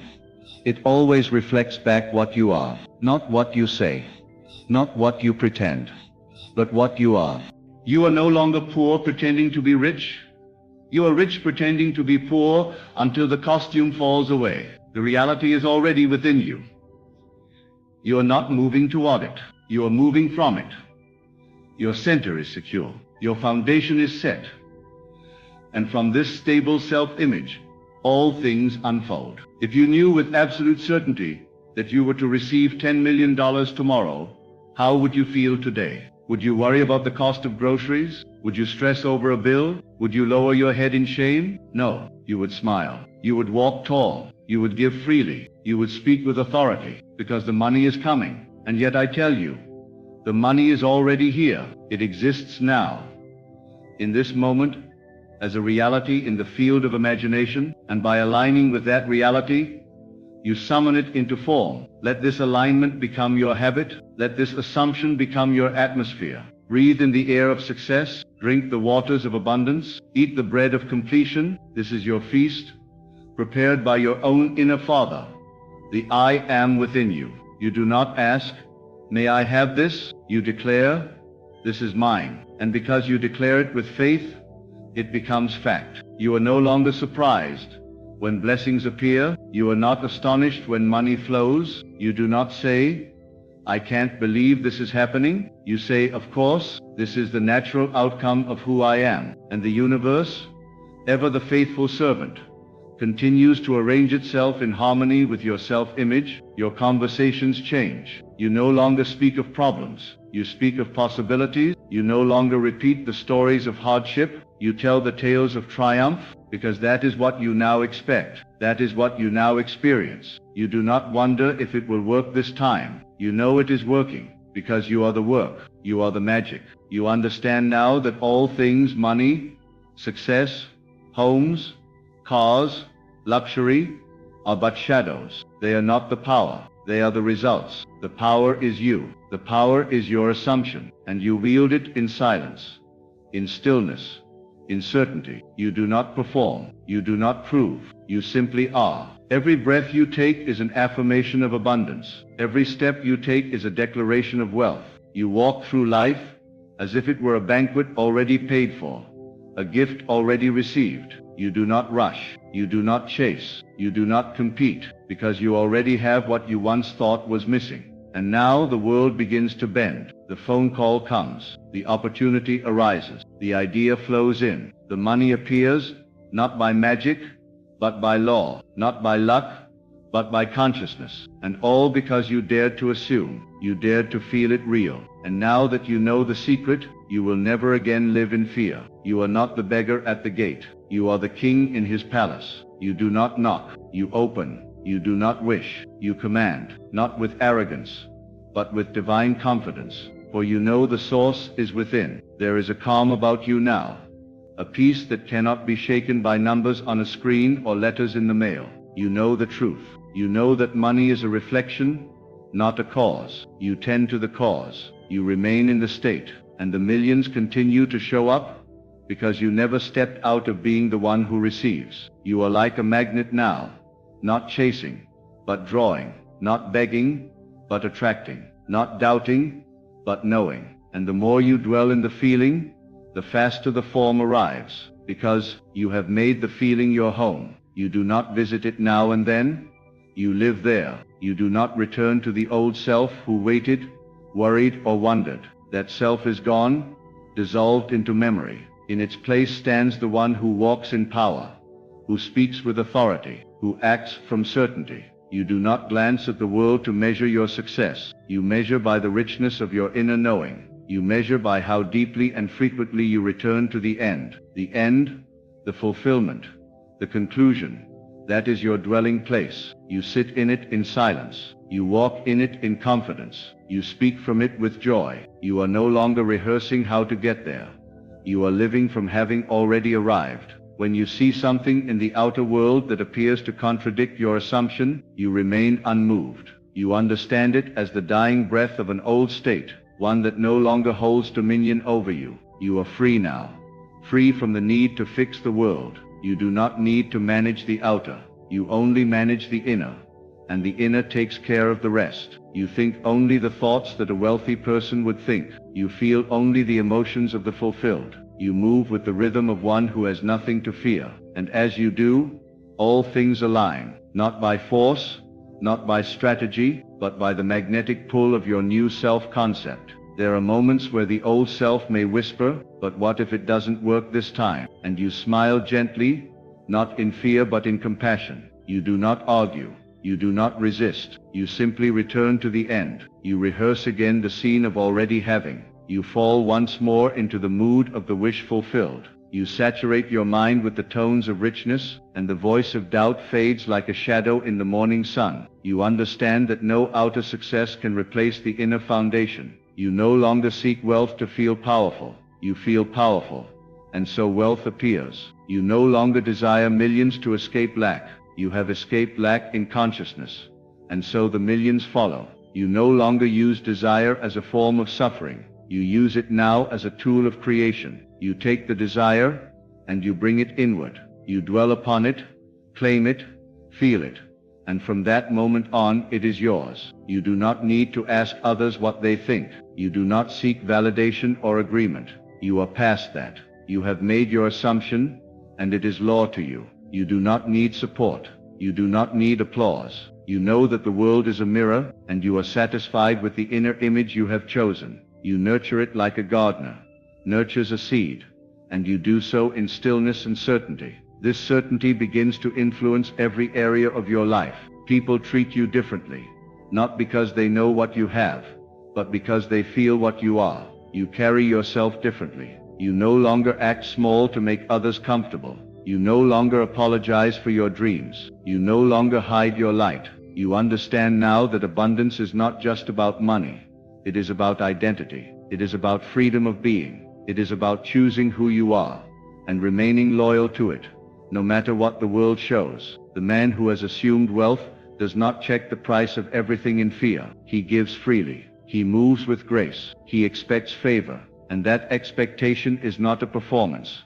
It is a reflection of the inner world he has accepted. You are now that man, that woman, that being. You have moved into the role, not as fantasy, but as truth. And now the outer must catch up. You will see the signs, yes, but you will not need them. You may be given a sudden check, an opportunity, a new idea, but these are not what make you rich. They are only the echo of your assumption. The real riches are in your feeling, the inner tone, the belief that has become flesh. And because it is now your nature, the millions are inevitable.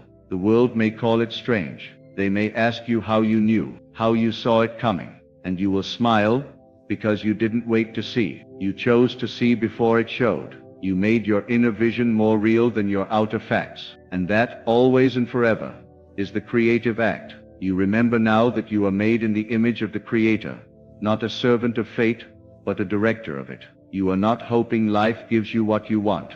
You are giving yourself what life must obey. That is the difference between the masses and the master. The masses wait. The master assumes. The masses wish. The master knows, and you have crossed the line. You are now among the few who dare to live from the end. As you continue to assume this truth, the noise of the world grows dim. The opinions of others carry no weight. The balance in your account no longer defines you. The promises and delays of outer systems no longer concern you, because you know now without doubt or hesitation that everything begins within. Each time you return to the feeling of wealth, you are rewriting the script. You are recasting yourself in the role of the one who owns, possesses, gives, receives, and enjoys without guilt or fear. And as you repeat this inner act, as you make it more and more vivid, more and more natural, the outer must bow, the dream must yield to the dreamer. You may go about your day performing ordinary tasks, buying groceries, answering emails, taking walks, but inwardly you are no longer the same. The one who walks through the store is the one who owns the land. The one who picks up the phone is the one who funds empires. The one who sips his morning tea is the one who knows he has all things. And so with every step, your state is confirmed and reconfirmed, not by words alone, but by your unwavering presence. As this becomes your new normal, the world accelerates to match you. The bridge of incidents becomes so seamless, so natural, that you barely notice it unfolding. A conversation leads to a deal. A nudge leads to a decision. A casual moment births an avalanche of abundance. And yet you are not surprised, because the miracle was never the money, it was the knowing. You no longer look outside and ask, where is it? You close your eyes and say, it is done. You walk into each moment not to get, but to express what you've already claimed. You show up as the one who already has it, and the world has no choice but to confirm. This is the essence of divine assumption, to live so fully in the state of already having, that even the winds and seas of circumstance must obey. And so you let go of time. You let go of needing it to happen by this hour or that date, because the moment you accepted it inwardly, it was done. You understand now that manifestation is not about forcing the outer, it is about becoming inwardly. And the moment you became it,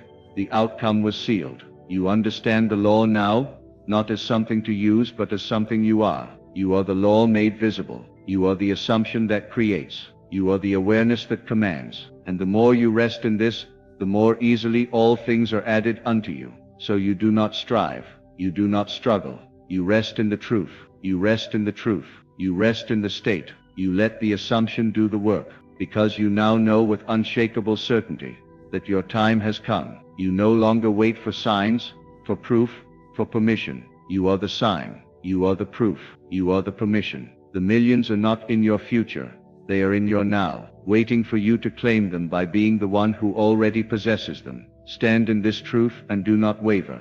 Feel it so deeply that no circumstance can distract you. Walk as if you already hold the fortune in your hands, and the world will rush to catch up with your inner conviction. This is not arrogance. It is divine responsibility. For you have remembered what most have forgotten, that imagination creates reality. So I say to you now, assume the feeling of the wish fulfilled. Live from it. Speak from it. Think from it. For the kingdom is within you, and everything you could ever want or need is waiting at the door of your assumption. The key is in your hand. Turn it. Open it. Step into the life already designed for you by the God within. Your time has come. You will have millions, and nothing, absolutely nothing, can stop it now. I tell you with complete assurance that the universe in which you live is not something outside of yourself.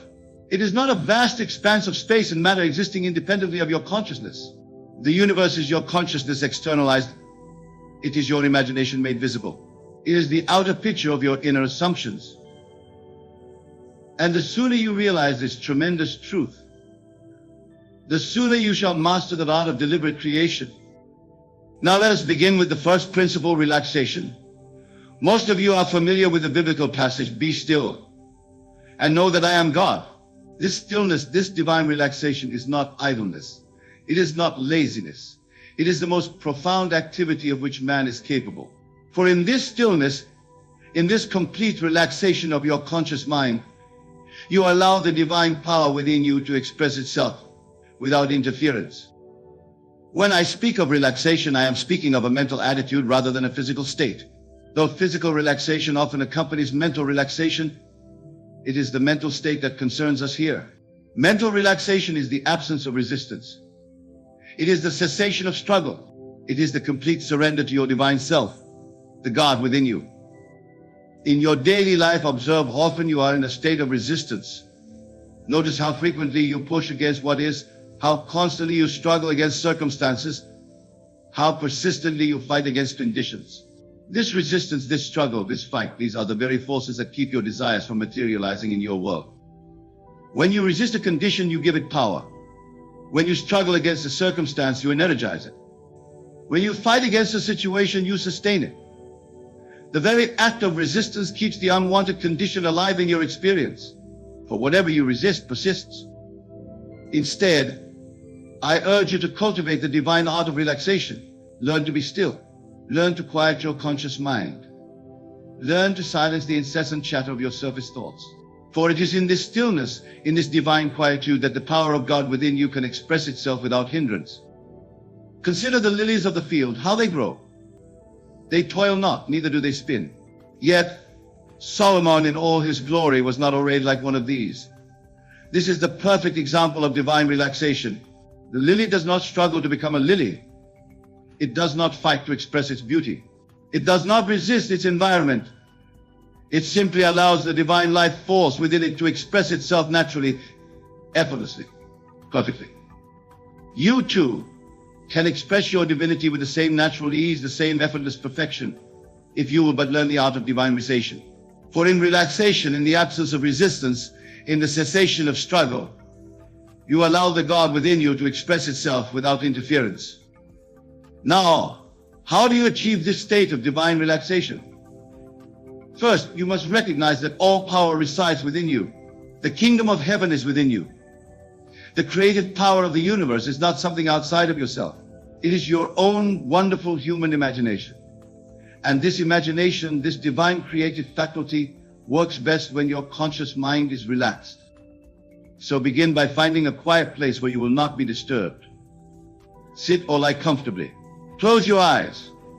Take several deep breaths, inhaling slowly and exhaling completely. Feel the tension leaving your body with each exhalation. Allow your muscles to relax. Let go of all physical discomfort. Feel yourself becoming more and more relaxed with each breath.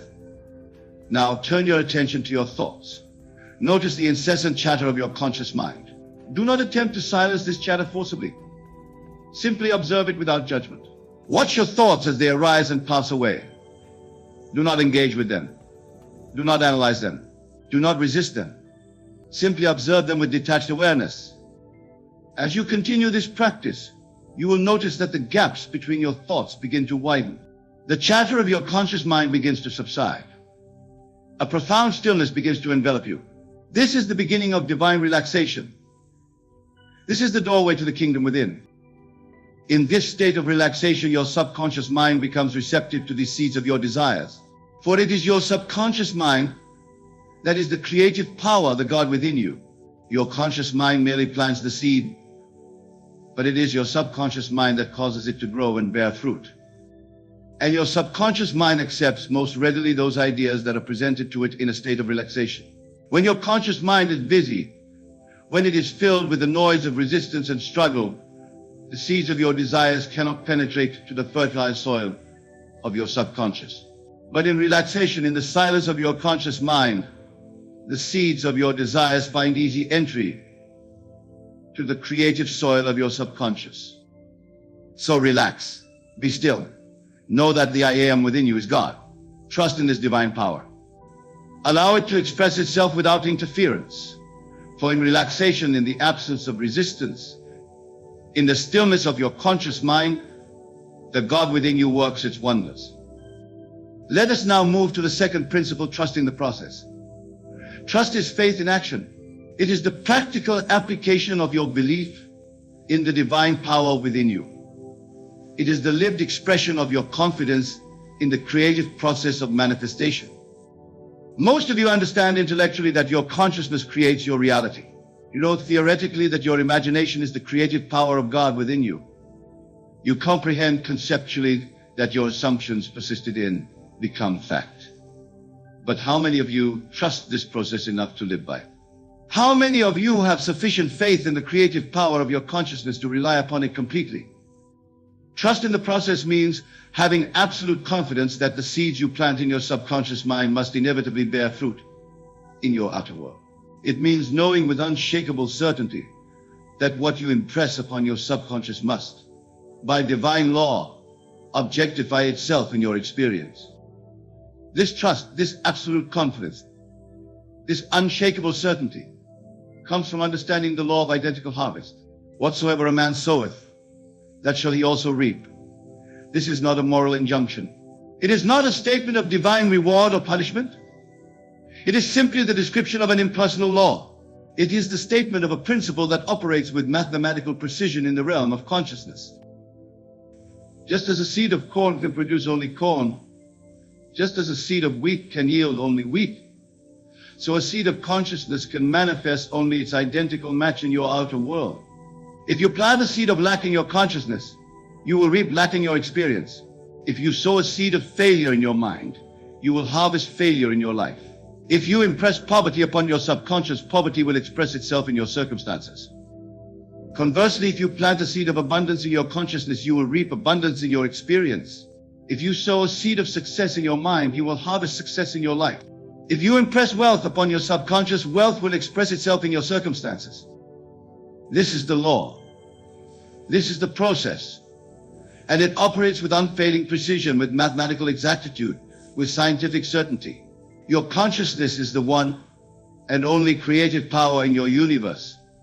And what you assume, what you accept, what you believe, what you feel to be true, this is what must manifest in your world. So trust the process. Have absolute confidence in the creative power of your consciousness.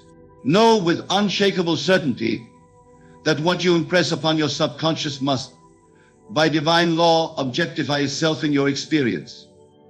Now, how do you develop this trust? How do you cultivate this confidence? How do you establish this certainty?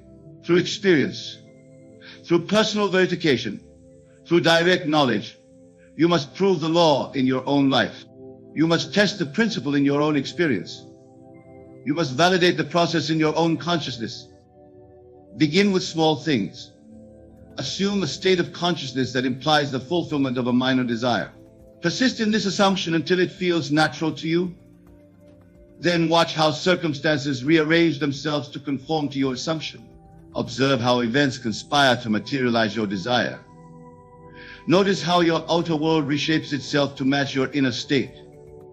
As you witness the creative power of your consciousness in these small matters, your trust in the process will grow. Your confidence in the law will increase. Your certainty of your divine creative capacity will strengthen. And as your trust, your confidence, your certainty expand, you will apply the process to increasingly significant desires. You will use the law for ever greater manifestations. You will employ your creative power for more and more magnificent expressions. Eventually, you will reach a state of complete trust in the process. You will have absolute confidence in the creative power of your consciousness. You will know with unshakable certainty that what you impress upon your subconscious must, by divine law, objectify itself in your experience. And in this state of complete trust, of absolute confidence, of unshakable certainty, you will become a conscious creator, a deliberate manifester, a knowing participant in the divine process of creation. So trust the process. Have faith in the law. Be confident in your divine creative power. For in trusting the process, in having faith in the law, in being confident in your divine creative power, you align yourself with the infinite intelligence of the universe. You harmonize with the creative force of God. You unite with the divine wisdom of your higher self. Let us now consider the third principle, letting the universe deliver. This principle is perhaps the most misunderstood of the three. For many of you confuse letting the universe deliver with a passive waiting for something outside of yourself to bring you your desires. But there is no power outside of yourself. There is no intelligence beyond your consciousness. There is no universe separate from your awareness. The universe is your consciousness externalized. It is your imagination made visible. It is your assumptions objectified. So when I speak of letting the universe deliver, I am not referring to a passive waiting for some external power to manifest your desires. I am speaking of allowing your own divine creative consciousness to express itself without interference from your limited conscious mind. Your conscious mind, with its incessant chatter, its constant doubts, its persistent fears, its habitual worries, this is what obstructs the manifestation of your desires. This is what hinders the expression of your creative power. This is what delays the delivery of your manifestations. Letting the universe deliver means releasing all mental effort. It means relinquishing all conscious striving. It means surrendering all intellectual struggle. For your desires are not manifested by the effort of your conscious mind. They are brought into being by the effortless activity of your subconscious. Your subconscious mind, which is the God within you, needs no help from your conscious mind to create your reality. It knows exactly how to rearrange circumstances, how to orchestrate events, how to coordinate people and things and situations to manifest your desires in the most efficient, the most harmonious, the most perfect manner. But if your conscious mind is constantly interfering, if it's always trying to figure out how your desires will be manifested, if it is ceaselessly attempting to determine when your manifestations will appear, if it is perpetually endeavoring to identify who or what will bring your desires into being, then you are obstructing the divine creative process. You are hindering the effortless activity of your subconscious. You are delaying the manifestation of your desires. Instead, once you have planted the seed of your desire in your subconscious through the feeling of its fulfillment, once you have impressed upon your subconscious the consciousness of your wish fulfilled, once you have established within yourself the state of having already received what you desire, then let go. Release it. Surrender it to the divine creative process of your subconscious. This does not mean forgetting about your desire. It does not mean being indifferent to its manifestation. It does not mean adopting an attitude of I don't care whether it happens or not.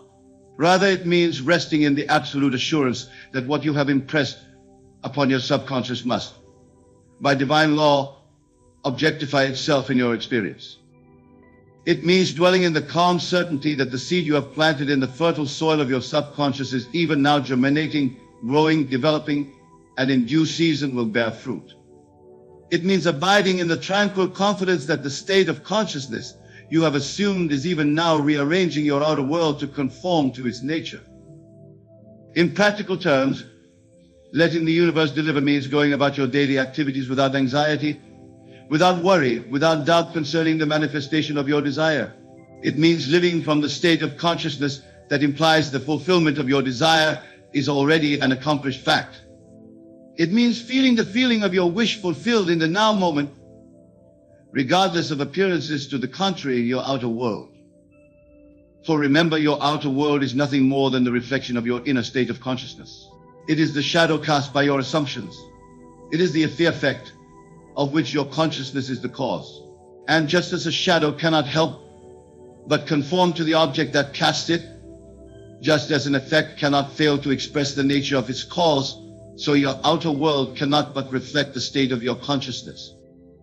So, let the universe deliver. Release all mental effort. Relinquish all conscious striving. Surrender all intellectual struggle.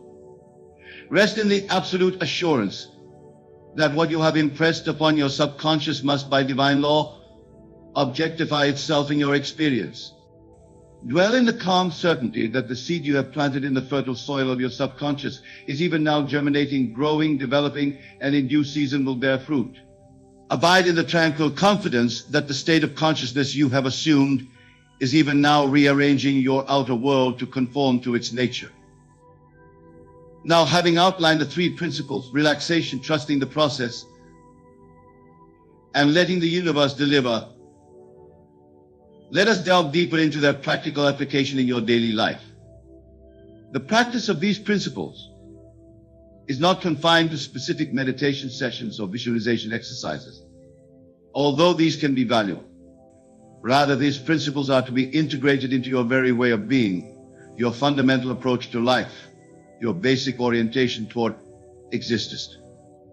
Begin by cultivating the habit of mental relaxation throughout your day. Whenever you notice yourself becoming tense, whenever you find yourself resisting what is, whenever you catch yourself struggling against circumstances, pause. Take a deep breath. Remind yourself that resistance only gives power to the unwanted condition. Remember that struggle only energizes the undesired circumstance. Recognize that fight only sustains the unwelcome situation. Then consciously relax your mind. Deliberately release your resistance. Intentionally cease your struggle. Purposefully abandon your fight. Allow the divine within you, your own wonderful human imagination, to express itself without the interference of your conscious resistance. This does not mean accepting the unwanted condition as permanent. It does not mean resigning yourself to the undesired circumstance. It does not mean acquiescing to the unwelcome situation. Rather, it means recognizing that relaxation, not resistance, is the pathway to change. It means understanding that surrender, not struggle, is the doorway to transformation. It means realizing that acceptance, not fight, is the entranceway to manifestation. Next, reinforce your trust in the process throughout your day. Whenever doubt arises, whenever fear surfaces, whenever worry emerges, pause. Take a deep breath. Remind yourself that your consciousness creates your reality. Remember that your imagination is the creative power of God within you. Recognize that your assumptions persisted in become fact. Then, consciously cultivate trust. Deliberately nurture faith. Intentionally develop confidence. Purposefully establish certainty. Know with unshakable assurance that what you impress upon your subconscious must, by divine law, objectify itself in your experience. Again, this does not mean blind faith in something outside of yourself. It does not mean unquestioning belief in an external power. It does not mean credulous acceptance of a separate intelligence. Rather, it means trusting in the creative power of your own consciousness. It means having faith in the divine law that operates through your own imagination. It means believing in the God within you. Finally, practice letting the universe deliver throughout your day. Whenever you find yourself trying to figure out how your desire will manifest, whenever you catch yourself attempting to determine when your manifestation will appear, whenever you notice yourself endeavoring to identify who or what will bring your desire into being, pause. Take a deep breath. Remind yourself that mental effort obstructs manifestation. Remember that conscious striving hinders creation. Recognize that intellectual struggle delays delivery. Then, consciously release all mental effort. Deliberately relinquish all conscious striving. Intentionally surrender all intellectual struggle. Purposefully abandon all attempts to control the manifestation process. Rest in the absolute assurance that the divine creative process is unfolding perfectly, exactly as it should, in exactly the right way, at exactly the right time. Once more, this does not mean forgetting about your desire. It does not mean being indifferent to its manifestation. It does not mean adopting an attitude of I don't care whether it happens or not. Rather, it means dwelling in the consciousness of your wish fulfilled, feeling the feeling of its accomplishment, living from the state of its realization, while releasing all concern about the how, the when, the who, and the what of its manifestation. Now let me share with you a personal experience that illustrates the power of these principles. Some years ago, I desired a particular lecture hall for a series of talks I wished to give. This hall was in great demand and was usually booked months in advance. Yet I needed it for a series beginning just 2 weeks hence. Instead of rushing about, making frantic inquiries, filling out multiple applications, and generally engaging in what the world calls practical action, I applied the principles I am sharing with you tonight. I relaxed my mind. I trusted the process. I let the universe deliver. In my imagination, I saw myself standing on the platform of that specific hall. I felt the satisfaction of addressing my audience in that particular venue. I experienced the joy of sharing these divine truths in that precise location. I dwelt in the consciousness of my wish fulfilled. I lived from the state of its accomplishment. I abided in the feeling of its realization. Then I released it. I made no phone calls. I submitted no applications. I pulled no strings. I simply went about my daily activities, dwelling in the consciousness that my desire was already fulfilled, that the hall was already secured, that the arrangements were already complete. 3 days later, I received a telephone call from the manager of the hall. He informed me that a booking for the exact dates I desired had just been cancelled, and he thought of me immediately. He asked if I would like to use the hall for those dates. Naturally, I accepted his offer with gratitude, knowing that it was not chance or coincidence that had brought this about, but the operation of divine law through my consciousness. This is but one of countless examples I could share with you of the effectiveness of these principles. And what I have done, you can do also. For the power that created this experience is not peculiar to me. It is not a special gift granted to a select few. It is divine birthright of every human being. It is the creative power of your own consciousness, your own wonderful human imagination, the God within you. Let me now address some of the common obstacles you may encounter as you begin to apply these principles, and offer guidance on how to overcome them. The first obstacle is the evidence of your senses. Your physical senses show you a world that seems solid, fixed, immutable. They present you with circumstances that appear real, substantial, objective. They offer you conditions that seem independent of your consciousness, separate from your awareness, external to your being. And if you trust your senses, if you believe what they show you, if you accept as real what they present to you, then you will find it difficult to practice these principles. For your senses will contradict your imagination. Your physical vision will deny your spiritual vision. Your outer perception will oppose your inner conception. But I tell you with absolute certainty that your senses show you only the effects of past causes. They reveal to you only the results of previous states of consciousness. They display to you only the consequences of former assumptions. They do not and cannot show you the creative power of your present consciousness, the transformative force of your current imagination, the manifestation potential of your new assumptions. So, do not judge by appearances. Do not be swayed by what your senses reveal. Do not be influenced by what your physical vision shows. Instead, judge righteous judgment. See through the eye of imagination. Look with the vision of consciousness. For the kingdom of heaven is within you, and from this inner kingdom comes the power to transform your world. The second obstacle is the beliefs and opinions of others. As you begin to practice these principles, as you start to apply this divine law, as you commence to live by these spiritual truths, you may encounter resistance from those around you. Friends may question your unrealistic approach. Family may challenge your impractical methods. Colleagues may criticize your irrational techniques. And if you value their opinions, if you respect their beliefs, if you honor their judgments more than you trust your own inner knowing, then you will find it difficult to persist in these principles. For their voices will drown out the still, small voice within you. Their perspectives will obscure your inner vision. Their viewpoints will cloud your spiritual perception. But I tell you with complete assurance that no one can enter the kingdom of heaven for you. No one can experience the creative power of consciousness on your behalf. No one can know the transformative force of imagination for you. This is a journey you must take alone, a path you must walk by yourself, a realization you must come to through your own direct experience. So do not be swayed by the opinions of others. Do not be influenced by their beliefs. Do not be affected by their judgments. Instead, trust your own inner knowing. Have faith in your own spiritual perception. Be confident in your own divine intuition. For the kingdom of heaven is within you, not within others. And from your own inner kingdom comes the guidance you need to transform your world. The third obstacle is your own past experiences. As you attempt to apply these principles, as you endeavor to practice this divine law, as you strive to live by these spiritual truths, you may be hindered by memories of past failures, records of previous disappointments, recollections of former setbacks. And if you allow these past experiences to define your expectations, if you permit these previous results to shape your beliefs, if you suffer these former outcomes to determine your assumptions, then you will find it difficult to maintain faith in these principles. For your past will seem to predict your future. Your history will appear to dictate your destiny. Your former experiences will look to be the template for your coming experiences.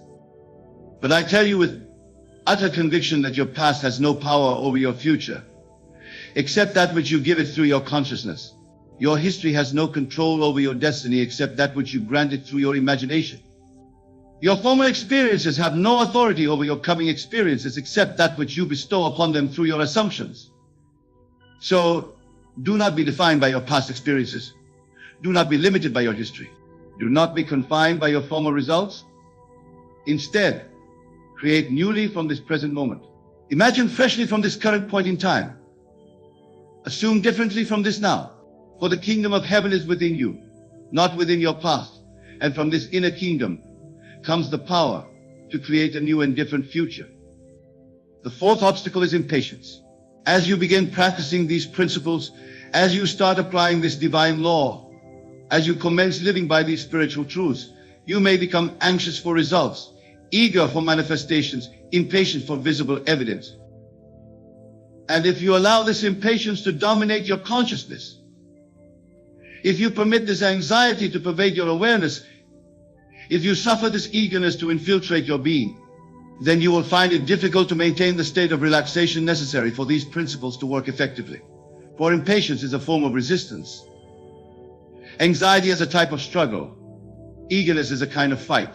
And resistance, struggle, and fight are the very forces that obstruct manifestation. But I tell you with complete confidence that divine timing is perfect timing. God's schedule is the ideal schedule. The universe's calendar is the optimal calendar. When you have impressed your desire upon your subconscious through the feeling of its fulfillment, when you have established within yourself the consciousness of your wish fulfilled, when you have assumed the state of having already received what you desire, then the manifestation of your desire is already assured. It is already a done deal. It is already an accomplished fact in consciousness and must, by divine law, express itself in your experience at the perfect time, in the perfect way, through the perfect channels. So do not be impatient for results. Do not be anxious for manifestations. Do not be eager for visible evidence. Instead, rest in the absolute assurance that what you have impressed upon your subconscious must objectify itself in your experience. Dwell in the calm certainty that the seed you have planted is even now growing and will in due season bear fruit. Abide in the tranquil confidence that your assumed state is even now rearranging your outer world to conform to its nature. For the kingdom of heaven is within you, not in some future time. And from this inner kingdom comes the perfect timing for the manifestation of your desires. The fifth and final obstacle is doubt. As you practice these principles, as you apply this divine law, as you live by these spiritual truths, you may experience moments of uncertainty, periods of skepticism, episodes of disbelief. And this is natural. This is normal. This is to be expected. For being conditioned from childhood to believe in the reality of the external world, to accept the testimony of your senses, to trust in the evidence of your physical vision. You have been taught that hard work, practical action, and material effort are the only reliable means of achieving your goals, accomplishing your objectives, and realizing your desires. You have been indoctrinated with the belief that reality is something outside of yourself, independent of your consciousness, separate from your awareness. So, moments of doubt are to be expected as you transition from this materialistic worldview to the spiritual understanding that consciousness is the one and only reality, that imagination is the creative power of God within you.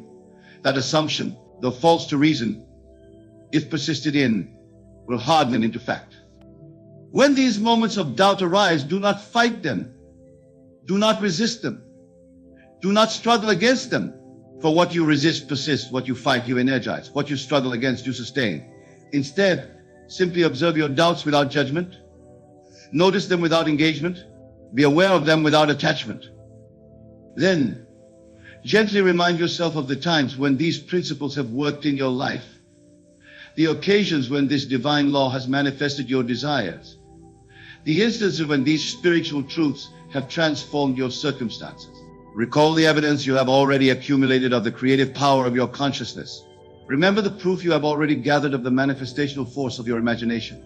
Recollect the verification you have already collected of the transformative effect of your assumptions.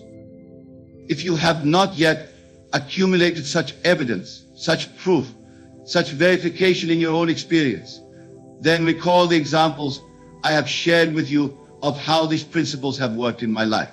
Remember the illustrations I have offered of how this divine law has manifested my desires.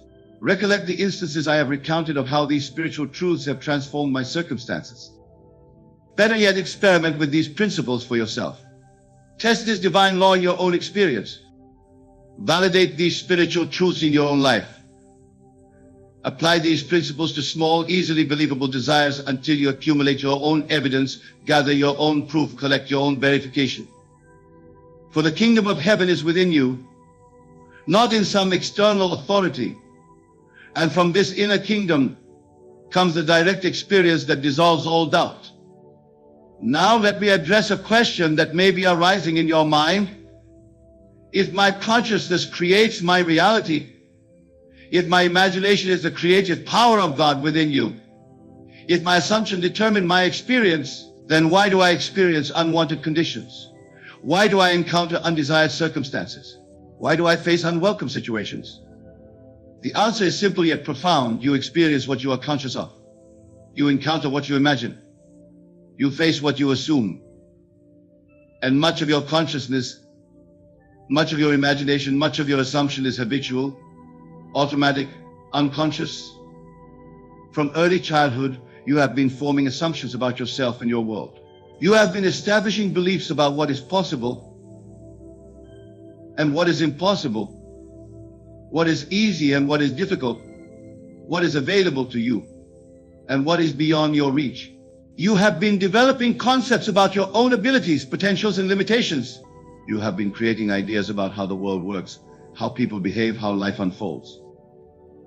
And these assumptions, these beliefs, these concepts, these ideas, many of which were formed before you had the maturity to evaluate them critically, before you had the wisdom to assess them accurately, before you had the understanding to judge them appropriately, have become the silent, invisible, unconscious foundation of your consciousness.